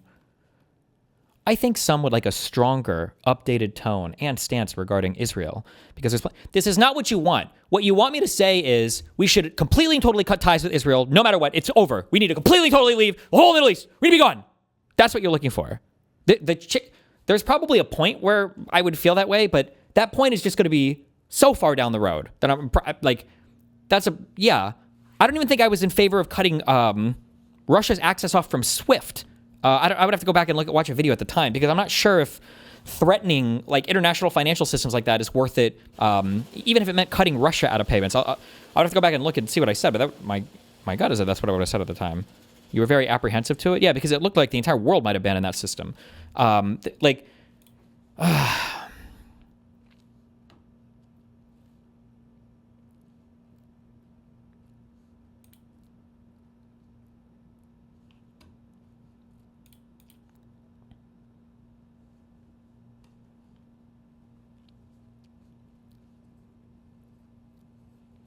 of the problems is that this issue feels astroturfed as fuck. True! Why does everyone want to talk about this conflict in particular? True! What about Ukraine? Civilians are being bombed weekly, if not daily. You'll be able to hear it. True! Ukraine doesn't hurt Democrats in America. That's why. The entire political objective and actual outcome of the Palestinian protest / U.S. Palestinian movement was to harm Democrats and by extension the United States.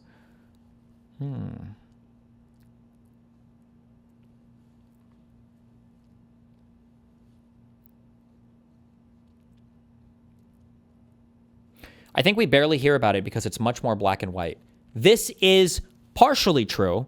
However, I will say, be careful, because the same super pro-lefties that are pro-Palestinian, those people don't really agree with that position. They think that, look at Hasan's position, that Russia taking over Crimea was largely justified, that NATO expansion was threatening Russia, that maybe Ukrainians were ethnically cleansing or genociding Russians in the Donbass. Be careful on this. There are going to be people like me who, I really don't talk about Ukraine, Russia that much because of this, because it is pretty clear-cut and one-sided. But for a lot of people, they don't necessarily support Ukraine, that are these really far left. Yeah, they think Euromaidan was a CIA coup and shit, yeah.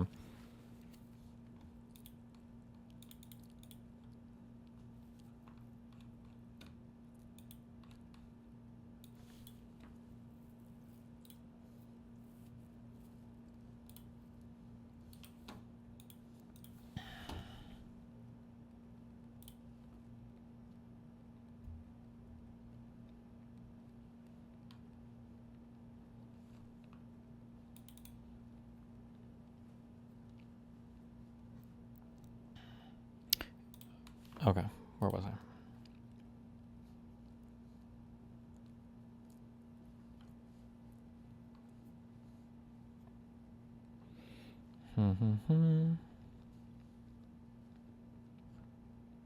Oh my fucking God, true.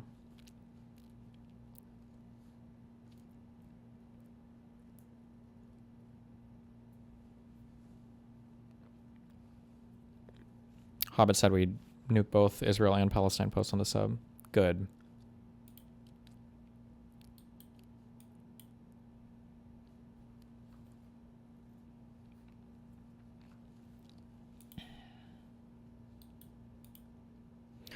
It's not about policy. This isn't a here's how to fix the Middle East type post. He's asking for Destiny to be more openly sympathetic about Israel-Palestine tragedies, to not talk like the IDF are both an immoral army and a moral means to an end, and to encourage the community to be nice to people expressing horror about what the IDF did. But in better words that I just did now. The problem is that... I don't... Actually, wait, I don't care. I just realized I don't give a fuck about this. Never mind. Okay. What do we have here? Hold on.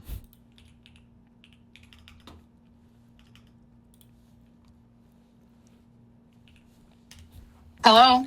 Hi there. I was calling you about the listing you had on West Brown. I know it's a little bit late here. I'm trying to get pre-approved before the weekend happens so I can send you guys an offer. My lender's asking about the rent you had on the property. I just couldn't see here. Pre-approved. The lower unit is rented out on a month-to-month basis is $900 a month. The upper is vacant. Has the seller mentioned any like issues in the seller's disclosure? That because I hate sending my inspector out there. It's like $300, and sometimes the agent tells me, it's timestamp about you talking about Swift and Russia. Okay, we'll look at it after. in really good condition. I'm like, it needs a new roof and new siding. So I just can't see the inside photos. Anything major from when you walked it? If I bought it, I would do some updates. And I don't believe this new owner hasn't owned the property that long, but they never did anything with the roof. I guess we'll just do an inspection contingency on this. Do you think we could do kind of a verbal back and forth thing where you go to your client if I give you the proper credibility just to save all the paperwork in case they're not interested? What would the offer be? Well, I'm probably going to come in understanding that it might need a new roof. I was probably going to come in at 110. Yeah, they wouldn't be interested. Where do you think we need to be? I'd ask him. They still have a mortgage on the property, so 110 wouldn't pay for fees and closing and mortgage. I actually got a house in, I have a house in Minneapolis across the way, and the seller couldn't take my offer with I made a similar offer on it. They couldn't take it. So what the seller told me to do is say, hey, I own this thing with a mortgage on it. Why don't you just take over my debt on the property? So I ended up taking over their debt on it. And that was like a $460K buy, and I paid the agent's commission. So I wonder maybe I could step into the client's shoes on the loan, pay your commission, and then give your client cash. Because for my $110K offer, I still got to come up with $25K as a down payment with my lender. So maybe what I could do is I'll pay your commission in full.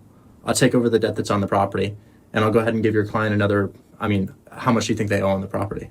But you're not purchasing the property outright? Oh, no, it would be a purchase. Are all commercial loans considered assumable? Can you assume all commercial loans? Is that normal, or?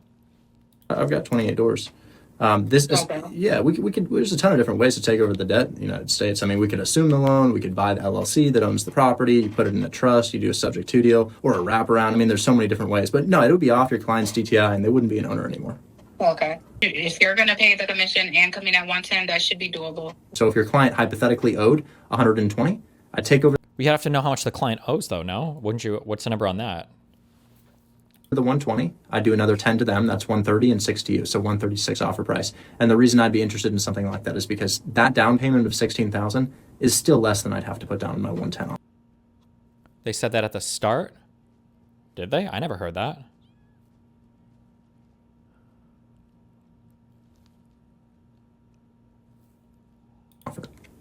Okay.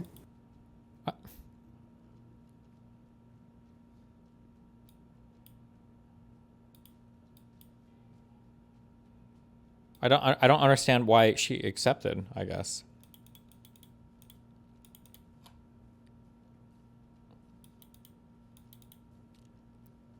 The bit for this video is that the dude doesn't actually know anything about real estate and is just making up shit as he goes.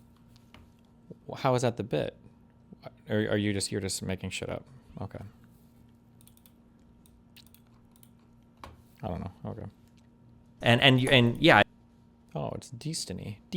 I don't know. That's like here's like the worst case scenario. Okay, this would be the absolute worst thing that could ever happen. Okay, the danger of cutting Russia off from SWIFT. Okay, the weaponization of financial transactions like that is that if Russia was truly cut off from the Western world, they can do whatever they want. Now they don't care. Now you have nothing you can use against them. Right? Imagine if it was the case. Holy shit! Am I using the same arguments with Russia that I literally used to describe why we shouldn't completely cut off our relationship with Israel? Oh, crazy! Wow! What the fuck? What are the chances? Huh? The places like Truth Social or these other weird media sites, imagine if they actually grew to be huge and they actually rivaled that of Twitter. Now you've got a whole mass of people that can openly talk about Nazi shit with no moderation and you have nothing to use against them.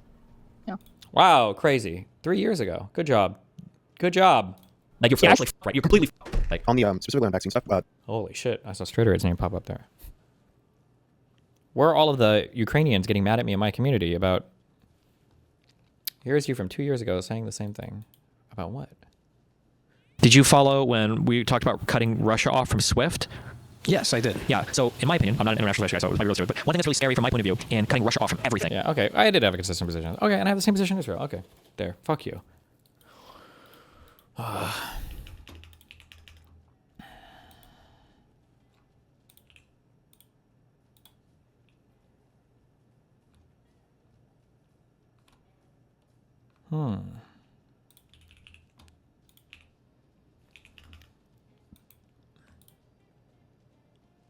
Real financial advice.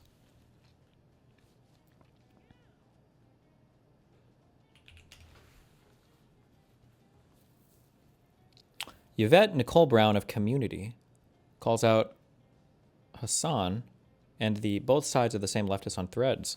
The both sides of the same folks got us here. Neither of those women would have us out here like this, but no, you twits just had to find fault with the women each time. Uh-oh.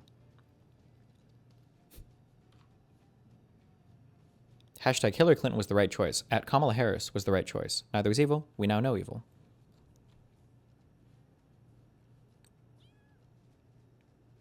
Why don't these Hollywood retards ever shut the fuck up? Kamala was declaring how soft Trump is on Iran, and she was gloating about Dick Cheney endorsing her. She'd probably be even worse. My face when I wake up in the morning and I open Kamala Harris's Twitter, and she's tweeting about how tonight we're going to end a civilization. Like, really, bro?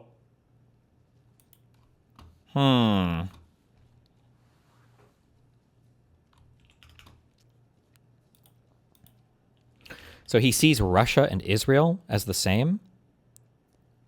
No. I just don't have a 4-year-old's view of foreign policy to where if somebody does something bad, or an ally does something bad, or even a lot of bad things, you just cut them off completely and you totally fucking abandon the region. That's a retarded fucking view of everything. It's the most retarded view. The Luffy Ducky guy or whatever who was in chat was spamming earlier in chat. He's like, Destiny, doesn't it seem like you have... This is what I was asking about in chat yesterday. We were talking yesterday. Destiny, wasn't this exactly what I was asking about yesterday? No, motherfucker. What the people that come in that are anti-Israel are like, we should completely, totally drop all ties with that region, right? We should completely, totally abandon, completely leave the entire fucking region, right? We gotta completely fucking get the fuck out of the region. This isn't even like the Israel-Palestine war in Gaza isn't even like the 10th worst thing that's happened in the Middle East in like the past like 2 decades. Like you're insane. Well, 2 decades. Oh, maybe not the past 2 decades. The past like 5 decades. Probably not even the 10th worst thing that happened in the past 5 decades. Okay, in the Middle East. All right, Jesus. We got Jake from Rockport, Maryland. Jake, what you got for me? Hey, Dan, I'm a dentist making $120,000. I'm buying a house, and I'm interested in one of those 50-year mortgages. I'm going to stop right there, Sweet Cheeks. Sweet Cheeks. For a guy? We got Jake from Rockport, Maryland. Jake, what you got for me? Hey, Dan, I'm a dentist making $120,000. I'm buying a house, and I'm interested in one of those 50-year mortgages. I'm going to stop right there, Sweet Cheeks. Did you just say 50-year mortgage? Yeah, my fiance and I just want the best deal. I think we both know that 50 years is a raw deal. Yeah, I know, but Jake, let me tell you something about a 500-year mortgage. Sorry, 500? Half a millennia, son. A mystical blood pact that expires in 2525. Now, here's what you're going to do. You know the Cave of Worldly Desires? It's hidden in the Carbuncle Mountains. No. Okay. Talk to Potunk. He's a goblin friend of mine that lives in a tree hole. After that, fill up your F-Series and go on down to the altar of the Forever Stone. You're going to drop a pint of your blood into that there obsidian. You got that? Okay. Sure. Are you writing this down, Jake? Yes, sir. Okay. Now, that should all summon the ancient wizard of Garzel of the highest order. He's also a certified financier, Princeton class of 89, good buddy of mine. He will need your firstborn as collateral, but he's going to lock you in at 4.2% over the next 500 years, and that's damn near impossible to beat in this realm. You get what I'm saying? Yeah. Is it okay if I already traded my soul to the afterworld to finance my car? Oh my God, he already did. Is that Kia Soul for a Soul event? Yeah. Well, you are a lost cause, brother. Give the Soul Collectors my best. You can't give people sense where they don't make none. Okay? That's Proverbs. I'm sorry, but you're not going to convince me that Destiny doesn't have the ability to make his position clear. If people complained about that, that would be a different issue. Like that long Reddit post seemed like it was asking for clarity, not to confirm a belief. The notion of concern trolling is rooted DGG since the Mr. Girl days. Holy shit, we're a Mr. Girl fan in chat? The guy is not asking for moral clarity. The guy is asking for me to say we should cut all ties from Israel. Like, I don't know how much more, if you've listened to any of the conversations or any of the speaking I've had on Israel, I don't know how much more moral clarity that There could be, like, there are things that I've universally condemned. There are actors in that country that I can't fucking stand. Like, I don't know what else. Well, I know what else. You're pretending that you're looking for more clarity, but what you're looking for is just like a universal condemnation of the country and then the advocacy that we completely abandon the country in all friendly terms. That's what you're looking for. You can just say that, though, but you can't say that because you're cringe.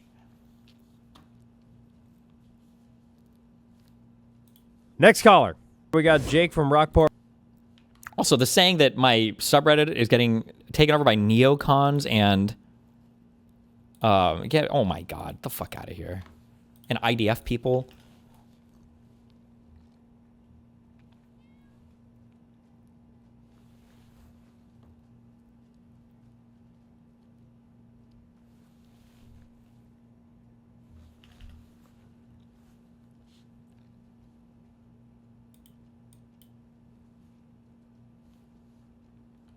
Of Iran.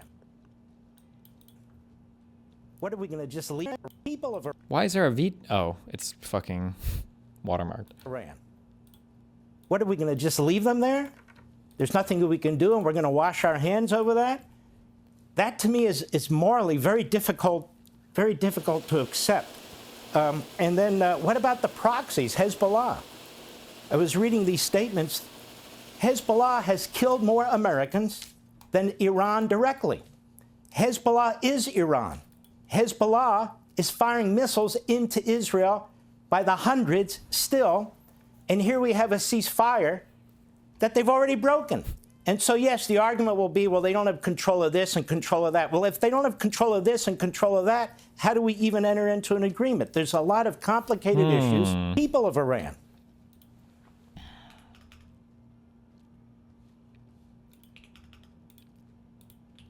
Let's be real. The sub was a little IDF filled for a hot minute there. Didn't I literally just say this? Didn't I say that like right after the whole October 7th stuff? Because I basically had the only community on the internet that didn't fucking hate Jews, and it definitely got a little. There were a lot of Israeli people and Jewish people that were kind of flocking to the sub. I've said this. Never mind. Okay, it's all good. You stop right there, Buster. I'm approaching with intention to mug you. Now show me your wallet.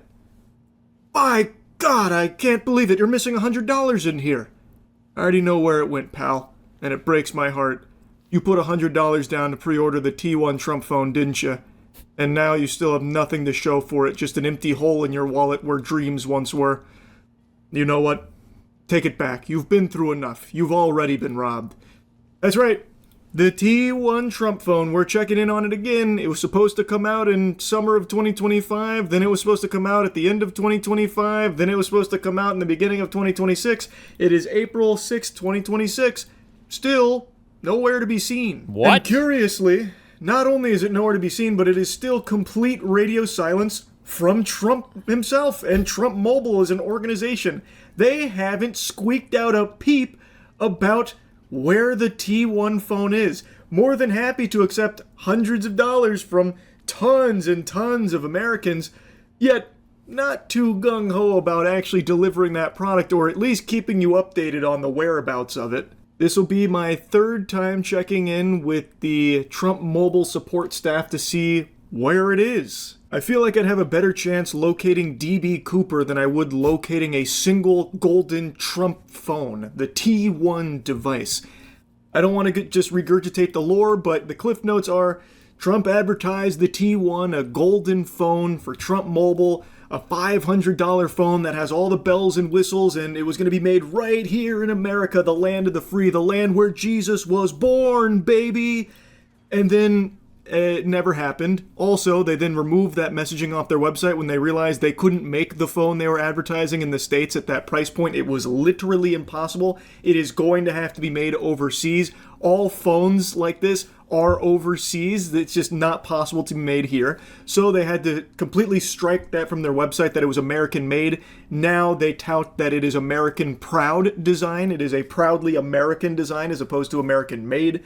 Oh, and so even Charlie still, hates America. It doesn't That's what exist. I'm getting. I have not seen a single piece of evidence to confirm that there is actually a T1 device anywhere on this fucking planet. I don't even think God could get his hands on it. What? If you electrocute your turrets and shit, they do extra stuff? Why doesn't it say that anywhere? Does it say that anywhere? What the fuck?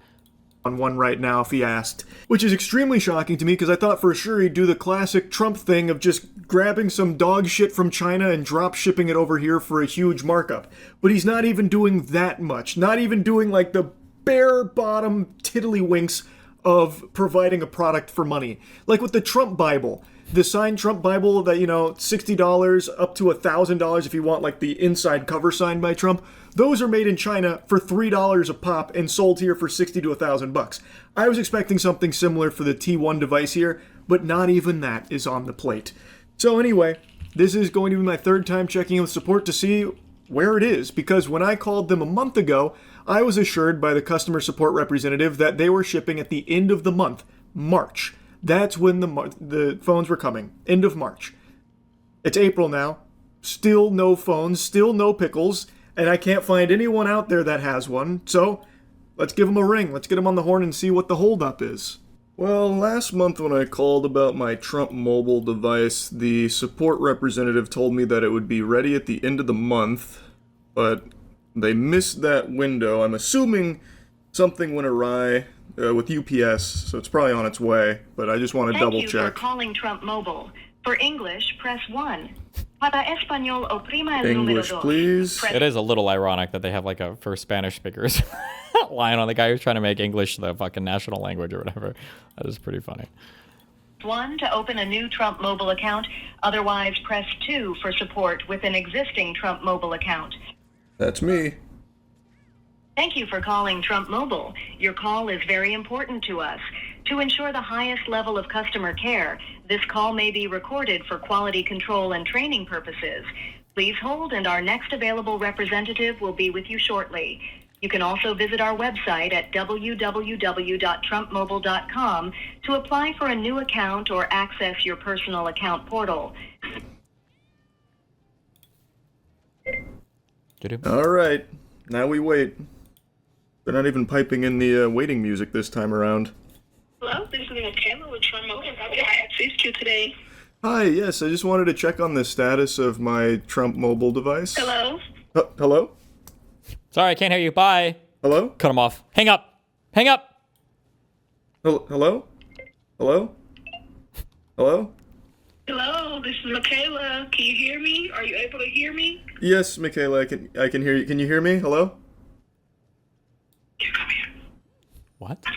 What? Is there a demon on the phone? Hello? Yeah, but you're good. Hello? Hello? Hello, this is Michaela. Are you able to hear me? Yes, I can hear you. Can you hear me? Hello? She's using a Trump Hello? phone.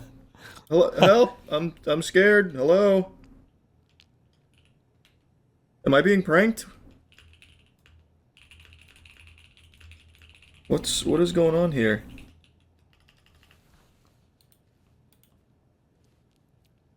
Should I call back? Hello? Trolled. Epic. Hello? Wait. Okay, I'm just gonna try calling back.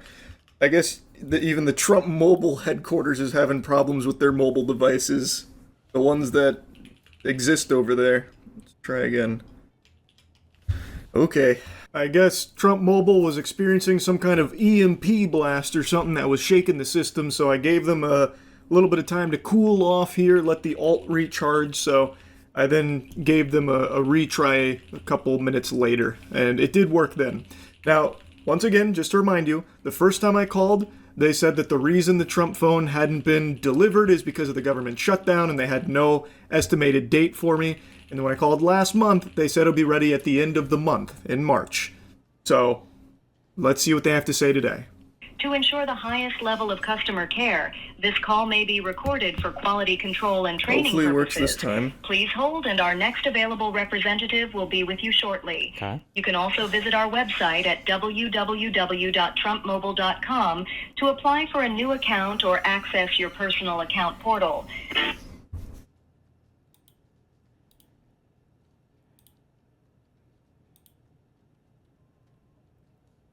I think it's going to happen again. Hello, thank you for calling Trump Mobile. This is Sheena. How can I assist you today? Hi, yes. I was calling to check on the status of my order. Okay, be happy to check on that for you. Give me just 1 second. Oh, brother, you probably don't have an account yet. Okay, let me try your email. May I have your email, please?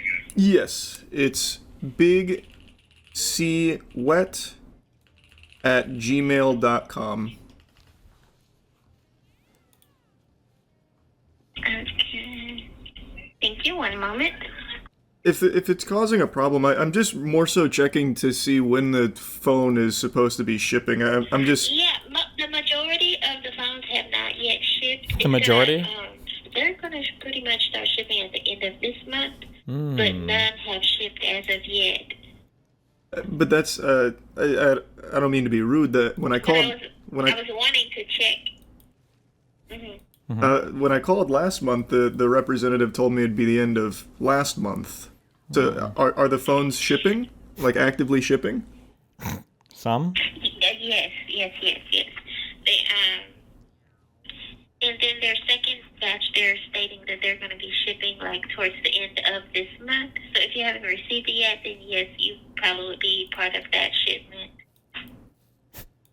Okay. Where can I find information on the first batch of shipments? Because the people that I know that have also ordered it haven't received it either. So we've just been kind of concerned about the whereabouts. Yes, sir. Well, what happened was they had some sort of pushback on the push-out date. Oh. So that's why they've been delayed on top of, the shutdown and things like that. The government shutdown. Oh. However, when you called last month, what information did you give the other representative? The same information I've shared with you. And then I called back in December as well, and it was the same information I gave then too. So I don't know why it'd be an issue now. I guess maybe something in the system didn't log it. I'm not really sure. So yes, let me go ahead and get this submitted for you, sir. I do apologize for the inconvenience, but we'll get this submitted and you'll have... Well, that's good. She apologized for the inconvenience at least, right? It's got to count for something. Soon. All right, I appreciate it. But just checking in one more time, you said that phones have been starting to ship out? So I should be in the next batch then if I wasn't in the first batch? Yes, they were stating that they should get shipped out sometime near the end of the month. Okay. All right, well, I appreciate it. Thank you. Thank you. Okay, thank you. You have a great day. Bye-bye. You too. Bye. Bye. Very curious to see if they actually will reach back out in 35 business days about fully setting up the Big C Wet account. That would be fascinating. That's the first time that a customer service rep at Trump Mobile actually bothered to check if I had an account. All the other times they were somehow magically finding bogus information. So, looks like they're beefing up their customer service protocol there. So, we are still at the any day now the Trump phone should be here. Apparently, they've already been shipping some out. I guess they're... If they had, I feel like we'd see pictures on there or something, no? Bringing them around on tricycles or something, because it's real slow. I haven't seen anybody receive one, and presumably, according to some data, there were many, many thousands of pre-orders, and yet not a single piece, not a single morsel of information on someone actually having received one in that first batch the customer service representative mentioned. Now again, as I said in the last two, I don't blame the customer service reps. They're just doing what they're told, and right now it looks like their talking points are, it's coming at the end of the month, or it started shipping and, there's another batch coming at the end of the month. So now it went from any day now to this nebulous end of the month kind of spiel. I don't know if I necessarily believe it. Does anybody feel like Charlie kind of has Trump derangement syndrome? I feel that way. But one thing is for sure, the customer service rep this time around actually bothered to look up some of the information I was telling her. I gave her the same stuff I gave the other two, and yet somehow in both of the other cases, they found my accounts and my purchases, which I never made until today, by the way. After the conversation with her, I decided I'll go ahead and put a pre-order down, so that way when we do this song and dance again next month, when inevitably I still haven't seen anyone with a Trump phone, I'll then at least have information for them to pull from, and then they can tell me how it's coming at the end of May, actually. But who knows? Maybe this time it really is on its way. Perhaps that T1, that golden nugget T1 unicorn phone, is right now in the mail carriers, going out to all the good boys and girls across the globe that have wished upon the star and put down $100 to receive it. And by golly, I can't wait, because now I'm excited to get my hands on a T1 device too. Anyway, that's really about it. So yeah. Damn. Island boy. Did that just send you into a fight or flight response? Yeah, I bet it did. Well. Has r/politics always been super lefty? They've been left leaning, yeah, and then it's gotten worse. Everything later, it's gotten worse. Space.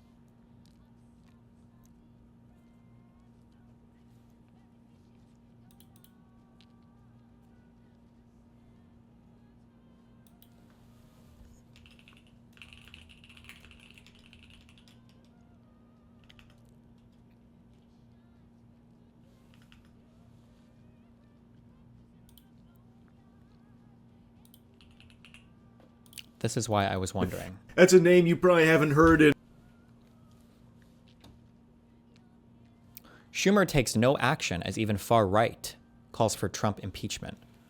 Well, it's the Senate minority. What can he do? He can't introduce legislation or call for a vote on anything. What is he supposed to do? He literally can't do anything.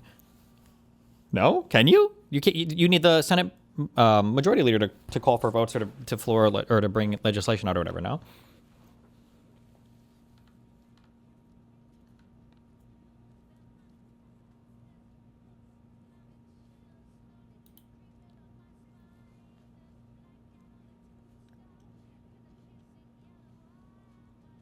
Oh, this guy's here. Alternate headline. Majority of Republicans completely fine with the batshit insane behavior. What the fuck do these columnists think Democrats can do? Republicans are using Trump as a shield, allowing him to wreak havoc. And the media's like, well, Dems, what are you going to do about this? The House impeaches, not the Senate. Oh, that's true, too. You have to start impeachment from the House as well.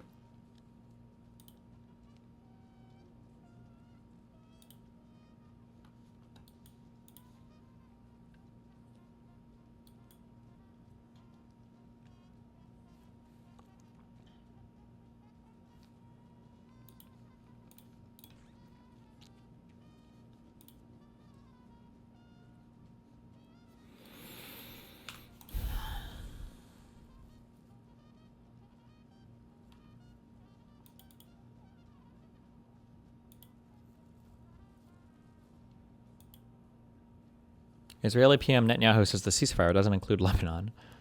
Nice.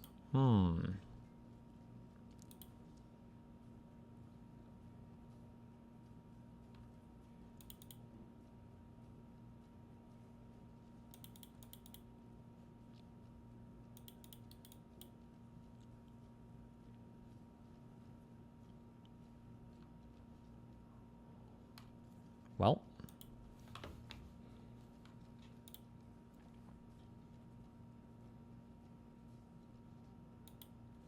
Am I retarded, or is he just trying to avoid answering the question? We're going to take two more questions. I'm sorry, we're going to have to move on to the next person. I'm sorry, Olivia. As a Jewish state. Olivia, we're going to have to I'd love to take the question. I'd love to take the question. Actually, what do you mean by Jewish state? I feel like if you can't define the question, I'm not going to answer your question. We're going to move on to the next person. Fox News. We're going to take. Rip. Jewish majority state, right, is the point. Join Discord so we can go over YouTube comments. Ugh, damn, it's 11 o'clock.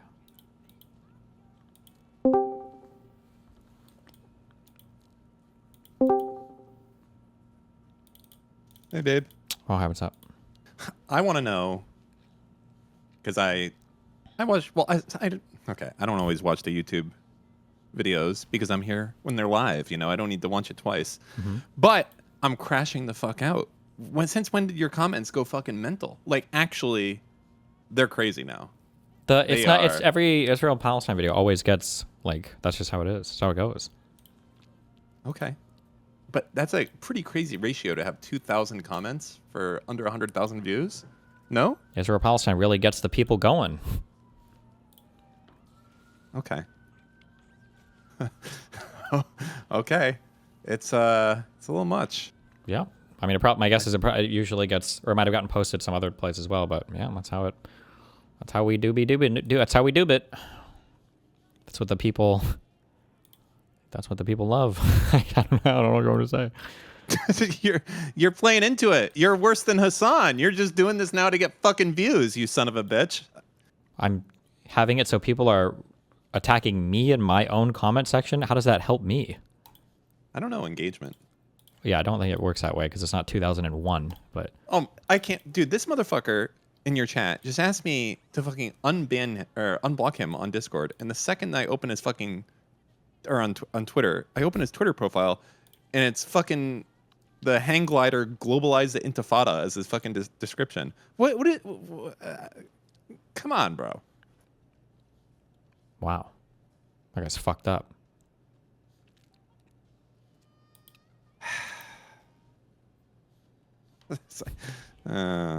What? Oh, now they're saying it's a meme because that you had it. Well, how am I supposed to know that? Wait, I had what?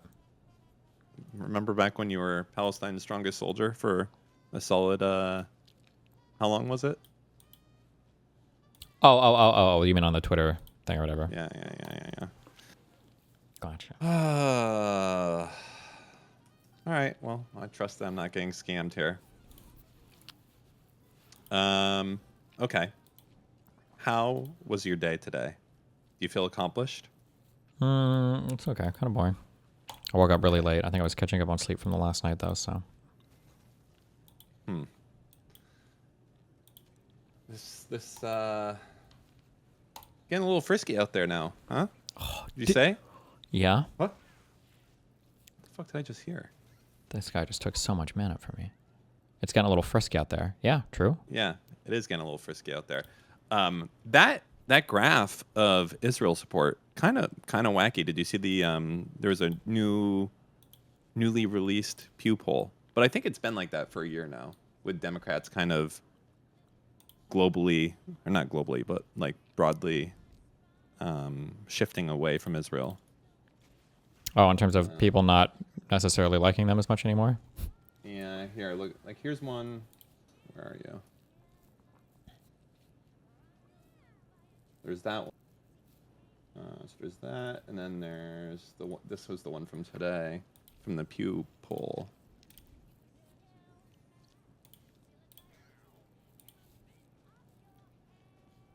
It's pretty significant. Yeah, I mean, they're not like not doing themselves any favors. Yeah. No, they're not. But it is strange seeing Republicans like so consistent, at least on the first graph there. I mean, I'm assuming there's been some changes, but yeah, it's actually, maybe not. I'm not sure. It's hard to tell. Is it surprising? Well, just more so disappointing. Like, it's just the whole no Jews, no news. I guess I feel bad for other places that have shit going on, like Ukraine and Somalia and all the other shit. No one really gives a fuck. Mm-hmm. Iran, etc. Yeah, well, that's just how it goes, Sucks for them. Sudan? For all of them. Yeah.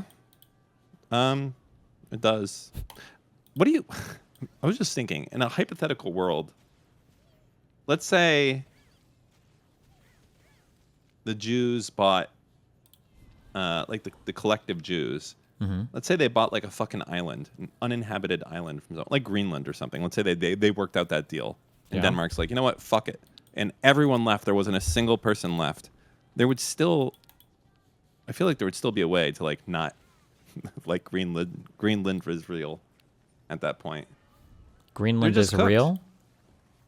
Yes, I was making up the new country. Like if Israel moved to Greenland.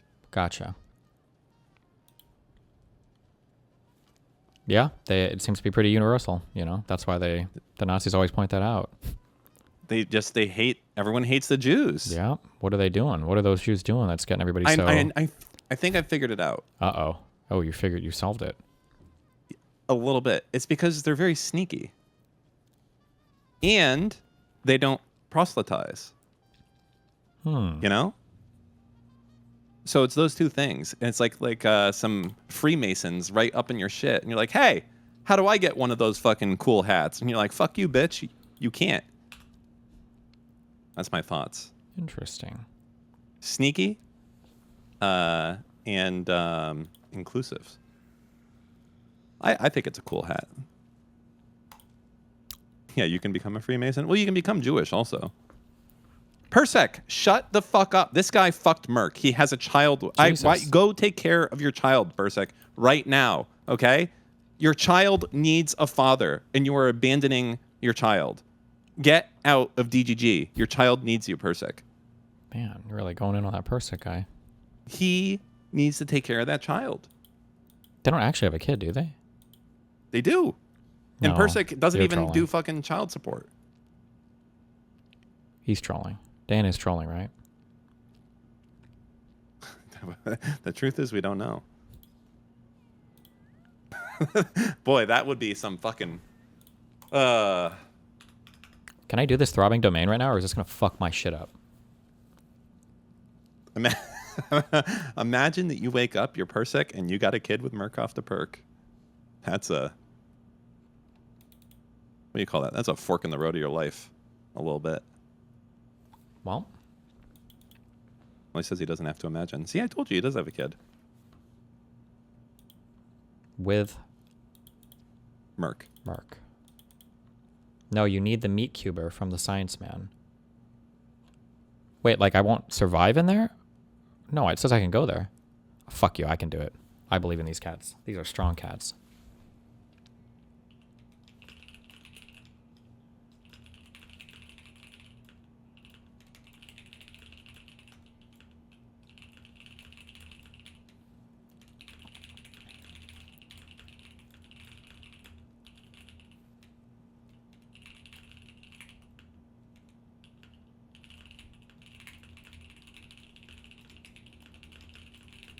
Hold on.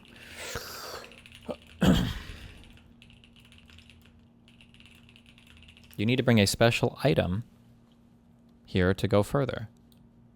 So why would it even let me go in? So what's going to happen now if I go here? Do I die? Wait, should I Alt F4? What?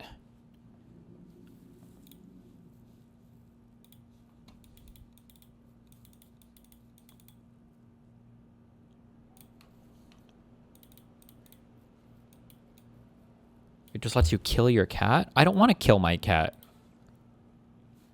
Well, okay, fuck it. Here we are. Oh. No. Fuck you guys. I could have come in here then.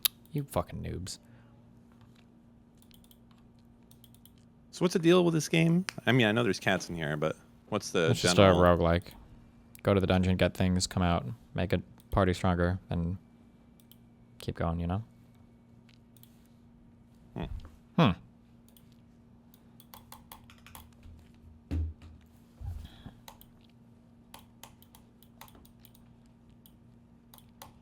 Okay, well.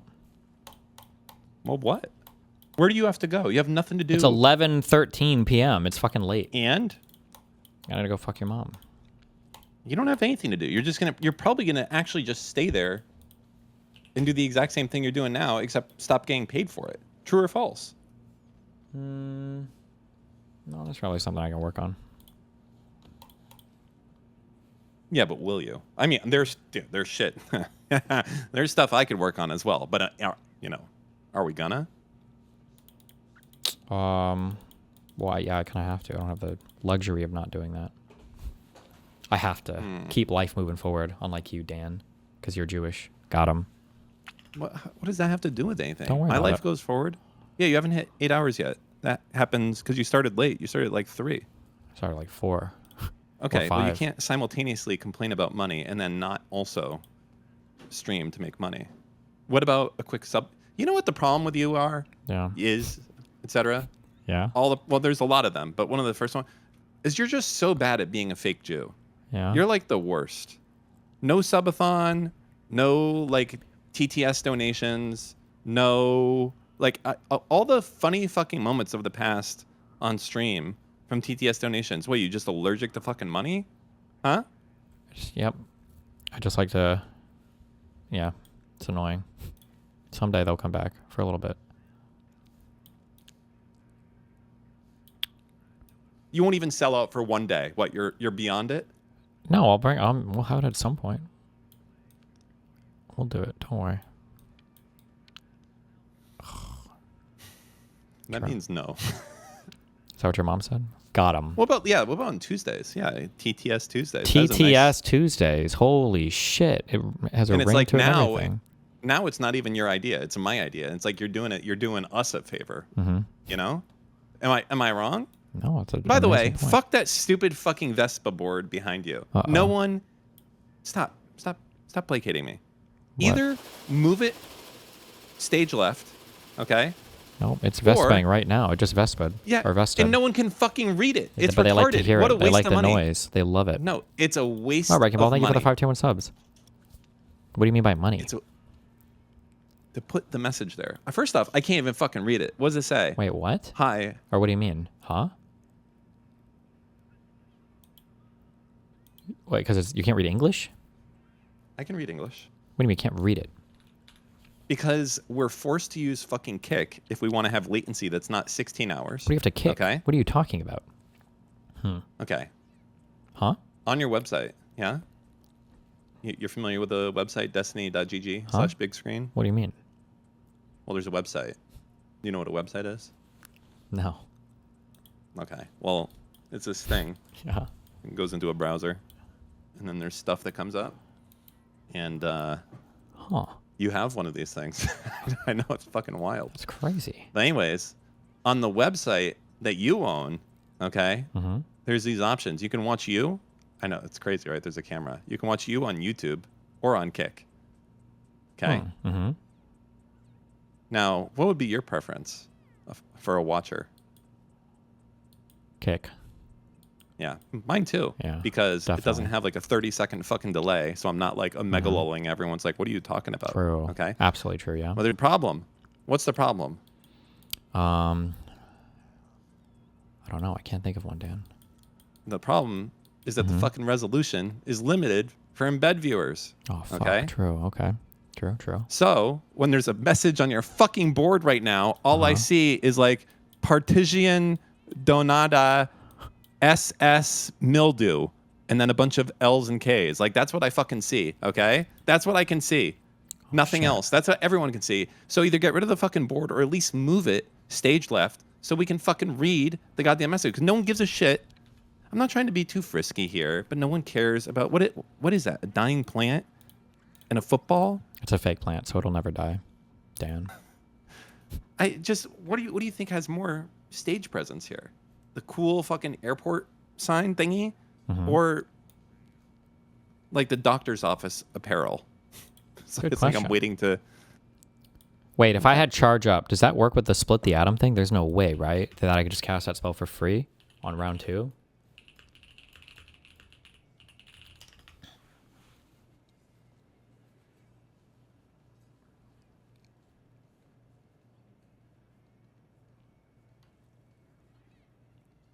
I'm just saying that as a viewer of your content, I'm displeased. Now, I'm not about to go make a Reddit thread about it, but I will say that you've made some decisions that I disagree with. Okay. Oh, shit. You're right. I should redesign my studio tonight. That's what I should do. That's why I have to end my stream. Ooh. Do you remember before we were coming up with ideas for the studio? I was like, I had some nice, it was like the 70s. Don't placate me. Some of those were good. Yeah, I said, I agree with you. Right? It was like there was like a shag cart. Oh, that's funny? That's funny. Swag? Huh? Yeah, swag is funny. That is a funny word, yeah. How about this? Well, first off, you can't redesign the studio because you don't have a third fucking bedroom yet. I could just I could just use one of my living rooms as a bedroom. Like, technically, I'm an adult. I can do whatever I want, right? I could. I mean, you can, but you won't, will you? I don't know. I could. No one's stopping What me. do you? So you have your bedroom. You have. I could your just use that as my right studio. there. That's a big-ass room. Is there any way that the room you're in right now could double? Like, No. if you throw yourself into a corner? No, I'm already kind of all doing that. But I could use this as my bedroom and then move everything to the other rooms. That would be, you know. Ooh. That is true. Mm-hmm. What's the over/under on doing that? I don't know. I'll think about it. I know you're thinking. Well, you're thinking right now. I don't need you. Okay, when I lived in Louisiana, okay. Why the fuck? When did you live in Louisiana? Oh, Baton Rouge. Yeah. So, first off, I was never in Baton Rouge, but that's fine. You say that all the time.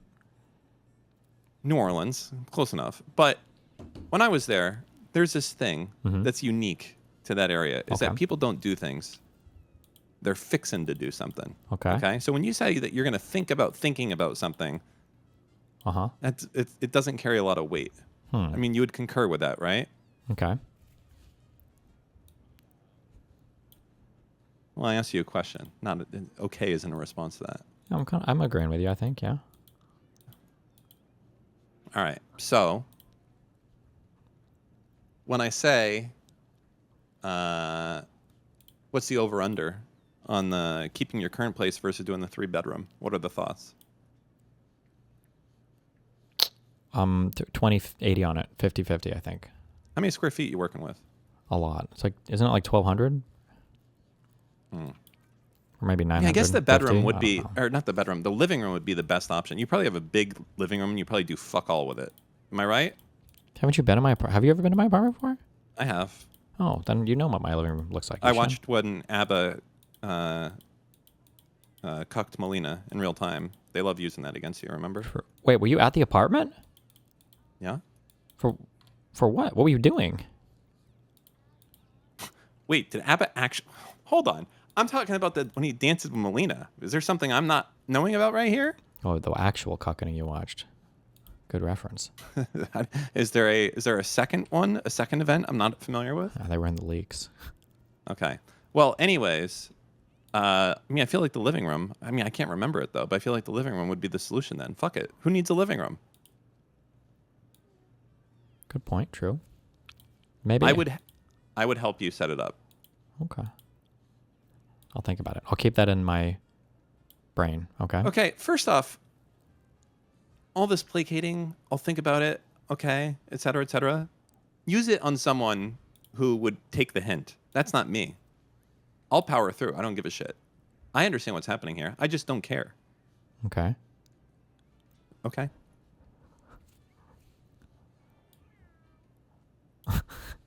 Okay. I've got this all in my brain. I'm filing it. I'm keeping That's it. right. You leave. You leave. This is my channel. I'm happy to stay here. We can chat about cats all day. Are you more into cats as a result of this game now?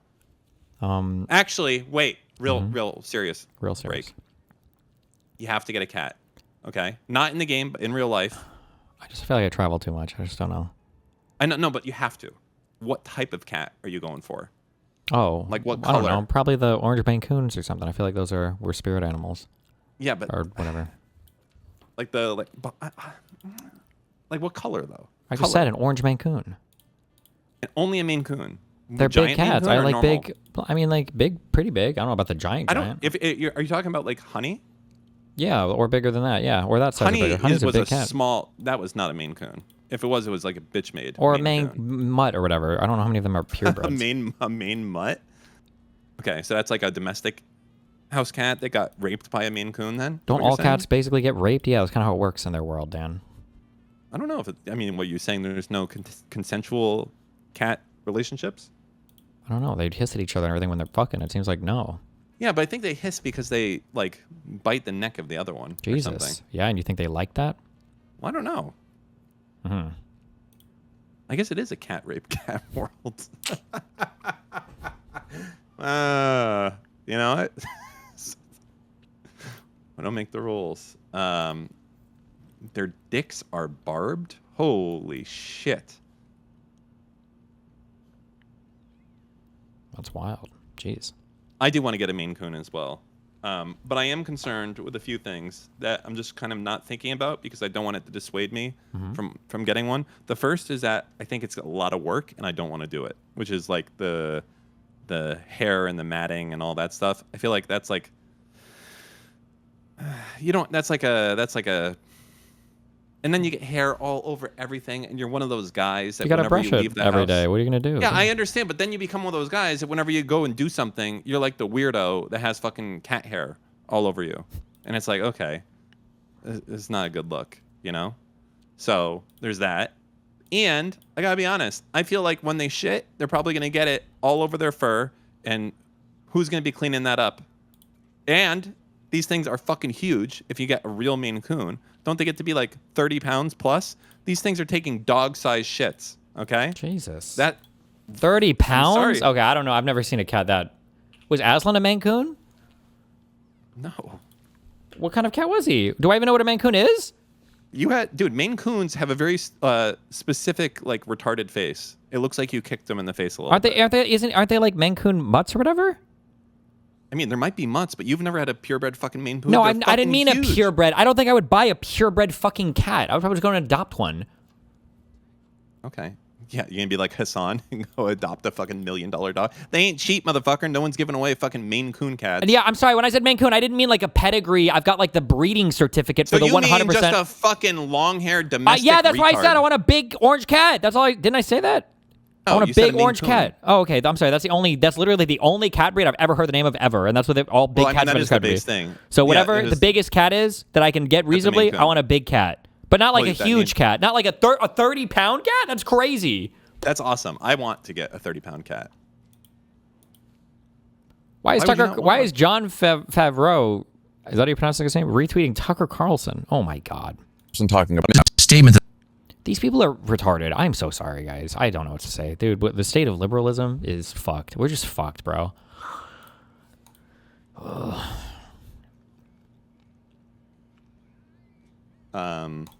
What? Yeah, there's a comic and it's very funny. And it's a dog owner talking to other dog owners and like, what type of breed do you have? And he's like, oh, it's not it's a Dachshund mix or whatever. And then there's a cat owner asking another cat owner, and it's like, what type of cat do you have? And they say orange, and they're a Giga Chad facing when they're saying that. Okay. Because we're better than dog owners.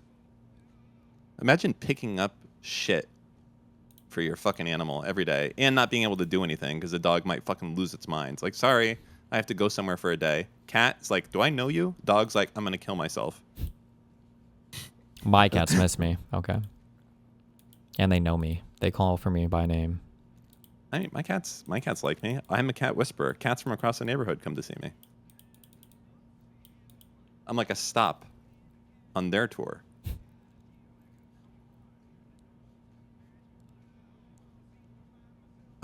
Jumbo72, Dan, imagine having a loving, loyal animal who can defend you. Yeah, you say that. You know what you are?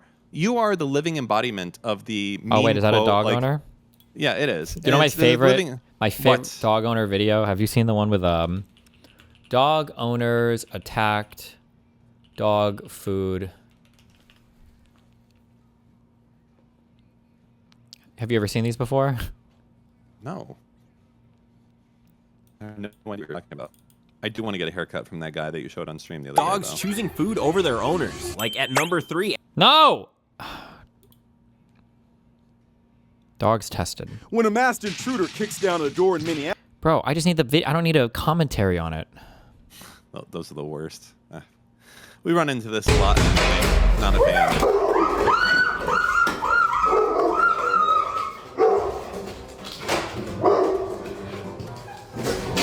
Oh, that's a loyal doggo.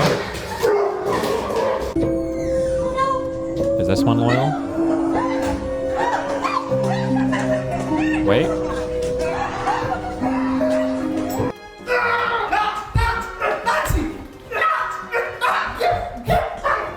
Oh no, not a good one.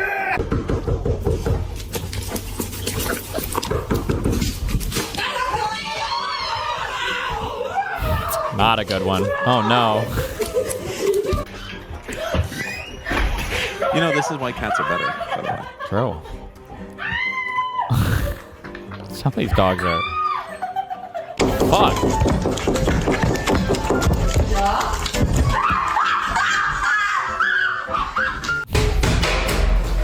Well, those are the dogs. They're never going to protect you guys. Yeah, a cat's better because a cat, is not going to give a fuck, and you're not going to give a fuck, and that's why it's about you're not counting on them. You have to make your own plans. The cat's like, everybody's honest about where they stand, you know? Exactly. Yeah, like a cat is like, yo, I'm going to do my shit. I'll do your shit. If we see each other, that's cool. If not, no big deal. You know what I'm saying? I got some business meetings, but I might be free around like Thursday later if you want to hang out for a bit. But aside from that, I really, it's good. It's good. It's like a chill. It's a business relationship. But I was gonna say before, where the guy with the dog thing about it. It's like, okay, I have to remember. What did they say that pissed me off? It was something about Democrats and motherfuckers will be like, why vote? You need to light a Walmart on fire and then not light the Walmart on fire. That's like you saying, imagine having a dog that will not protect you or will. But I bet you have like a fucking one of these retard dogs that will do nothing. That's you. Ooh. Okay? You have like an 8-pound dog. Ooh, that would get big call kicked out like a football. From Big Dan there. Wow. Not really a big call out. No, that was a big call Just out. most likely. That was a big Most call people out. have small dogs. It's okay to have big call outs, Dan. I don't think that will. I mean, I can do bigger call outs. Oh, really? Yeah. Let's hear it. Gotta think of a good one, though.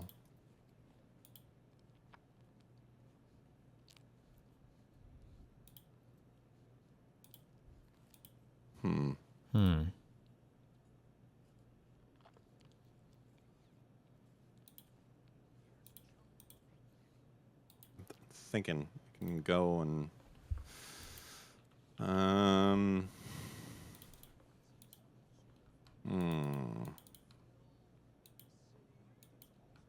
because a call out has to be against a person, right? Okay. Only Brian. Dan, good luck attacking my house. My 70-pound dog hates everyone. First off, why would I attack your house? I would attack you. What am I going to like show up and start beating up your fucking garage door? Oh, you Stupid. wouldn't, pussy? Second, okay, if your dog hates everyone, then I'll just have it be like, hey, dog, only Brian's inside. Go attack them. And he would hate you because you are another person.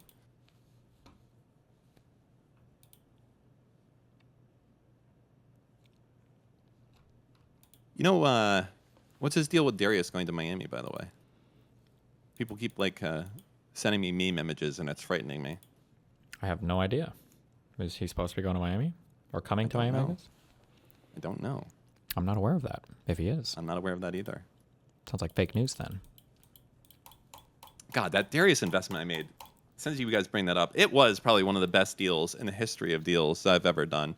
Like, 30% of Darius, it's been like 7 years now, unironically. It is so good of a deal. You guys are delusional.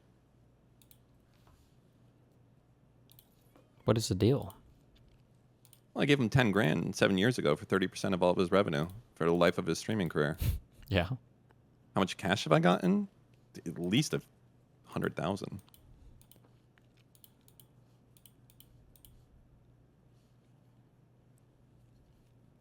The gambling stuff is really, really big. That's good. Like, he's doing really well on the gambling stuff.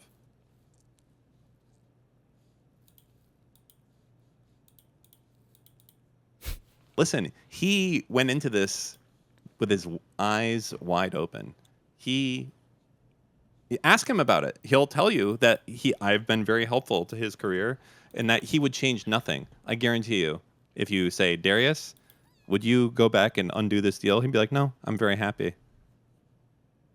I did one of those, what did ABBA say? Those record label deals. That was a fucking crazy conversation. Oh, brother. Ask Dan if he took Darius's passport. No, I didn't. But I get very upset when he gets arrested because that's, I can't count on that money coming in if he's in jail.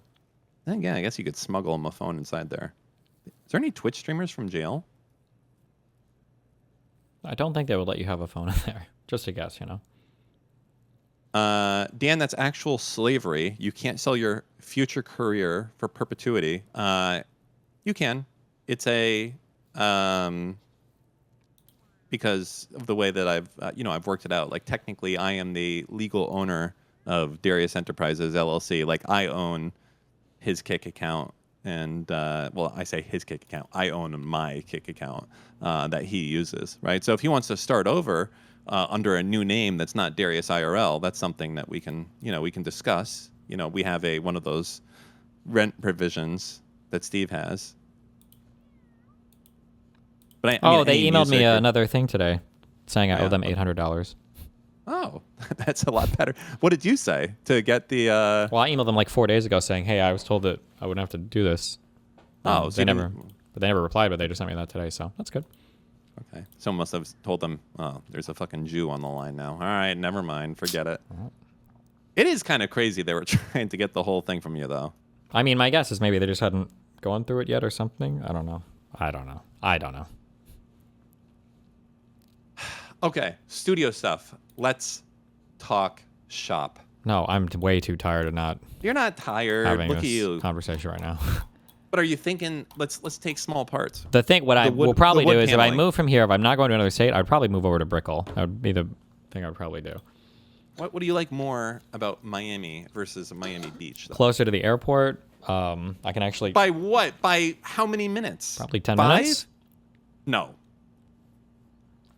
Okay, 7 minutes, but also like with traffic, like that's a pretty big deal.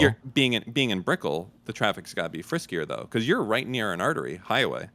Yeah, right? that I would have to basically cross anyway, coming from Miami Beach. Okay.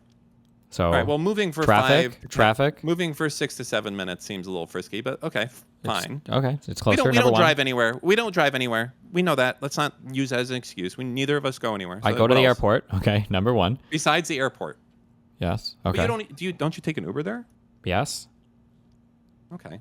But I have traffic in the Uber. It still is driving, right? It's susceptible to traffic, right? How many flights a month you taking? Well, this month 0, but I don't know. Generally, previous months anywhere average. from 1 to 5. Average? I don't know. I'm a Platinum Plus so member on American Airlines, and I min-maxing. don't have a special card for it, so I fly that much. Okay, so we're min-maxing for. I didn't say I was min-maxing. That was one reason. Hour? It's nice to be Half closer hour to the a month. airport. Number one. Okay. Number two, it's nicer to the rent will be cheaper, probably significantly So I number actually two, don't know if that's true. It will absolutely be true. Number two, and then number three, I actually have like a ton of places that I can walk to which is nice. So I can go to the movies. I can walk to get food, a ton of different food. Well, you live in a shit spot for that, no doubt. Every place in Miami Beach is not that great. Not compared to Brickell. Well, I mean, it depends. Unless you want me to move to Lincoln Road, but that completely eviscerates your affordability argument. So, how much are you looking to spend for how many bedrooms? I don't know, but I could probably get a nice 3-bedroom in Brickell for less than fucking $6K a month would be my guess. Okay. As opposed to right here, I'm all right. paying. This is and everything is more expensive here too. Like the food, the groceries, literally every single thing is more expensive here too. So. Okay, fair enough. I'm trying to think what else. So you're gonna figure out soon what's happening. When's this magical date when it's like Brickell versus Miami Beach? When my court case gets figured out. Oh, so we could be here for years then. Maybe. But my lease doesn't until technically like November, so it's not like a rush. Okay, well that's good.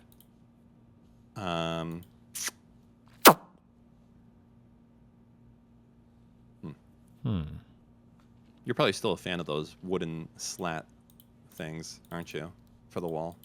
I guess. Why? No, I was just saying you're a fan of it. That's all. Just randomly. I think that you can build something great. Okay, something that's never been seen before. The world has never seen. They're going to say it's the greatest, most innovative set. That is something that you could do. But what I don't want to see is a copy paste of something else. So you gotta get creative. You gotta say, what type of wacky shit can we do? You know? I don't have the answer. Okay, I'll keep that in mind. Okay. What is the latest from the court stuff? Tell us everything, please. Nothing. We're just waiting, like always. Okay. Pretty boring. Pretty annoying. When is there? Well, I mean, the I court guess- date is supposed to be May. Well, the next thing that absolutely has to happen, where something absolutely has to happen, is May 10th or no, May 12th. I think is our pre-trial call or whatever meeting, where us and the court all have to get together and I guess I don't know, tell each other we're for sure going to trial in 5 days or something. But I don't know what that means because there's no way we're doing trial without party depots and without anything. So I'm either waiting for the judge right now to approve our motion for summary judgment, or I'm waiting for him to open discovery again so that they can go depose Molina, and then we can depose me and Pixie. Which how would that? I am curious about this. The spousal privilege. How would that even work?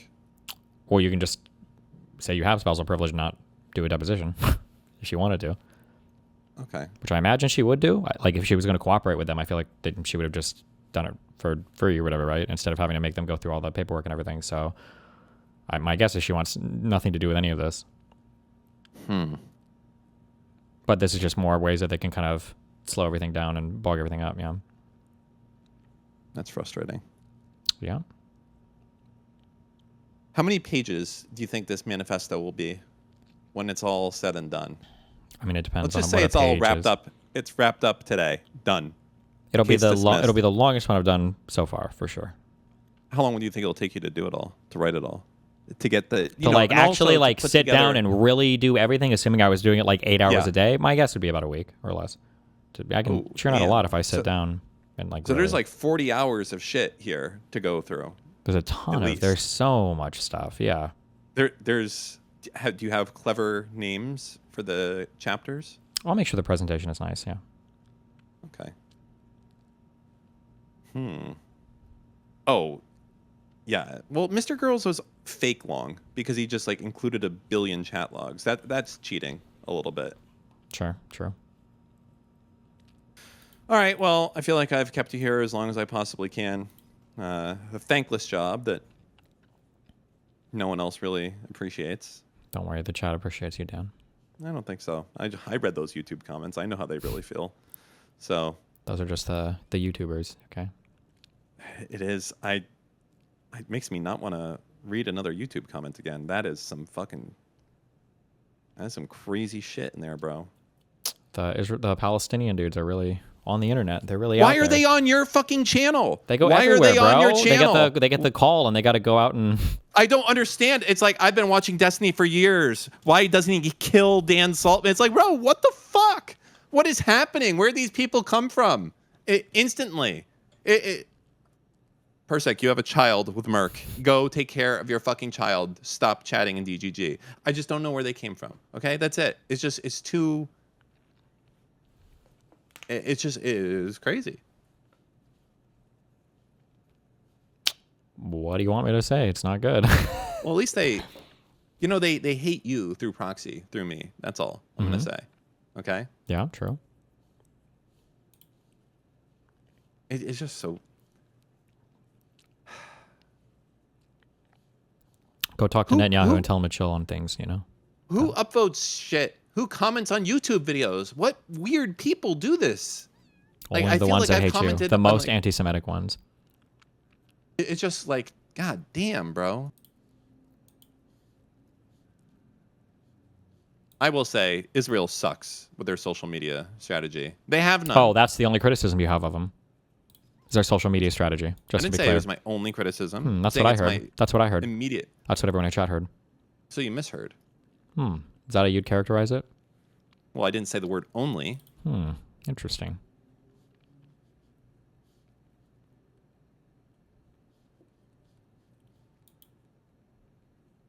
Okay. Well,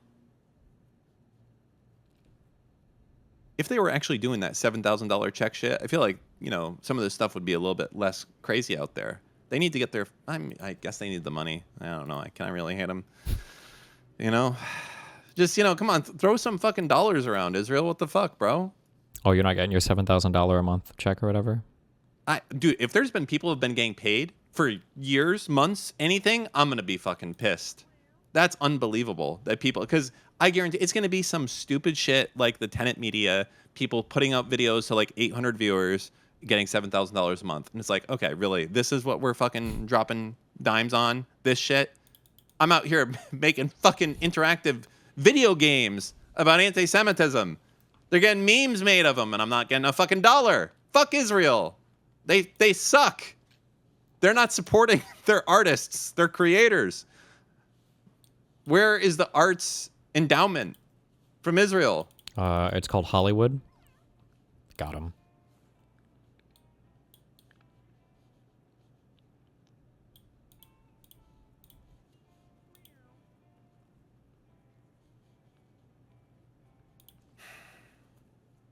What? Problem? No, it's okay. I have a feeling. Yeah?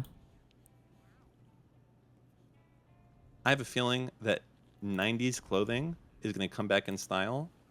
And that means that is so big because I really like wearing baggy pants as opposed to like super tight pants. It's just like, the sooner we go back, it's just, oh man. It already has your fucking late. Oh, look at all the hipsters in chat. Like, how mad are you guys when your fucking indie bands start playing for fucking FIFA in the video games, huh? I bet you get mad as shit. Bust out my Jenko jeans? I will. I used to have a pair. You weren't a real millennial if you didn't have a pair. What are Jinko jeans? They're the best jeans ever. JNCO. Okay. Take your word for it. You've never seen them? Really? Oh, I probably have. If you're saying they're the best ever, I just don't know their name. They're a little much. I'm gonna be honest. Okay, they're not the best ever, actually. Okay. It was way too much. Actually, I'm gonna revise my previous statement.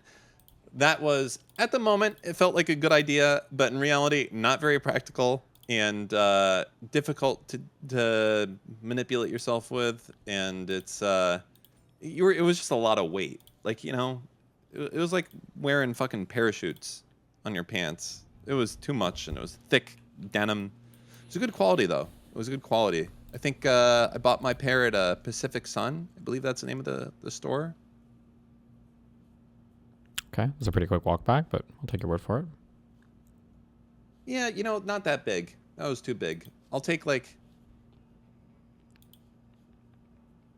half that. I might have a picture of me wearing those somewhere. Unironically, Jenko jeans are $100 at vintage stores now. Well, yeah, because it probably uses fucking like 15 meters of fabric, of denim.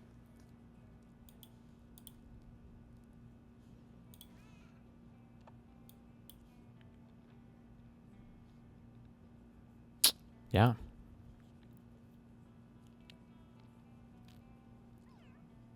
Cool. Well. Did you see that calculator I made? No. Why is it sick? Well, I don't know. I was curious if it was useful to you.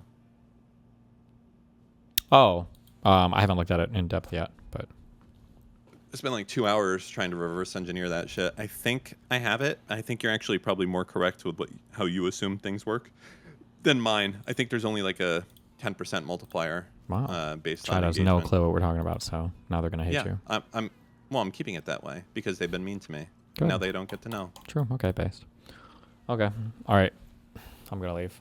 I love you guys. We'll be back tomorrow. Hopefully, I don't know what'll happen in the world. What time? What time? Hopefully 1 o'clock. It's a dream. Okay. Okay. I love you all. Be careful.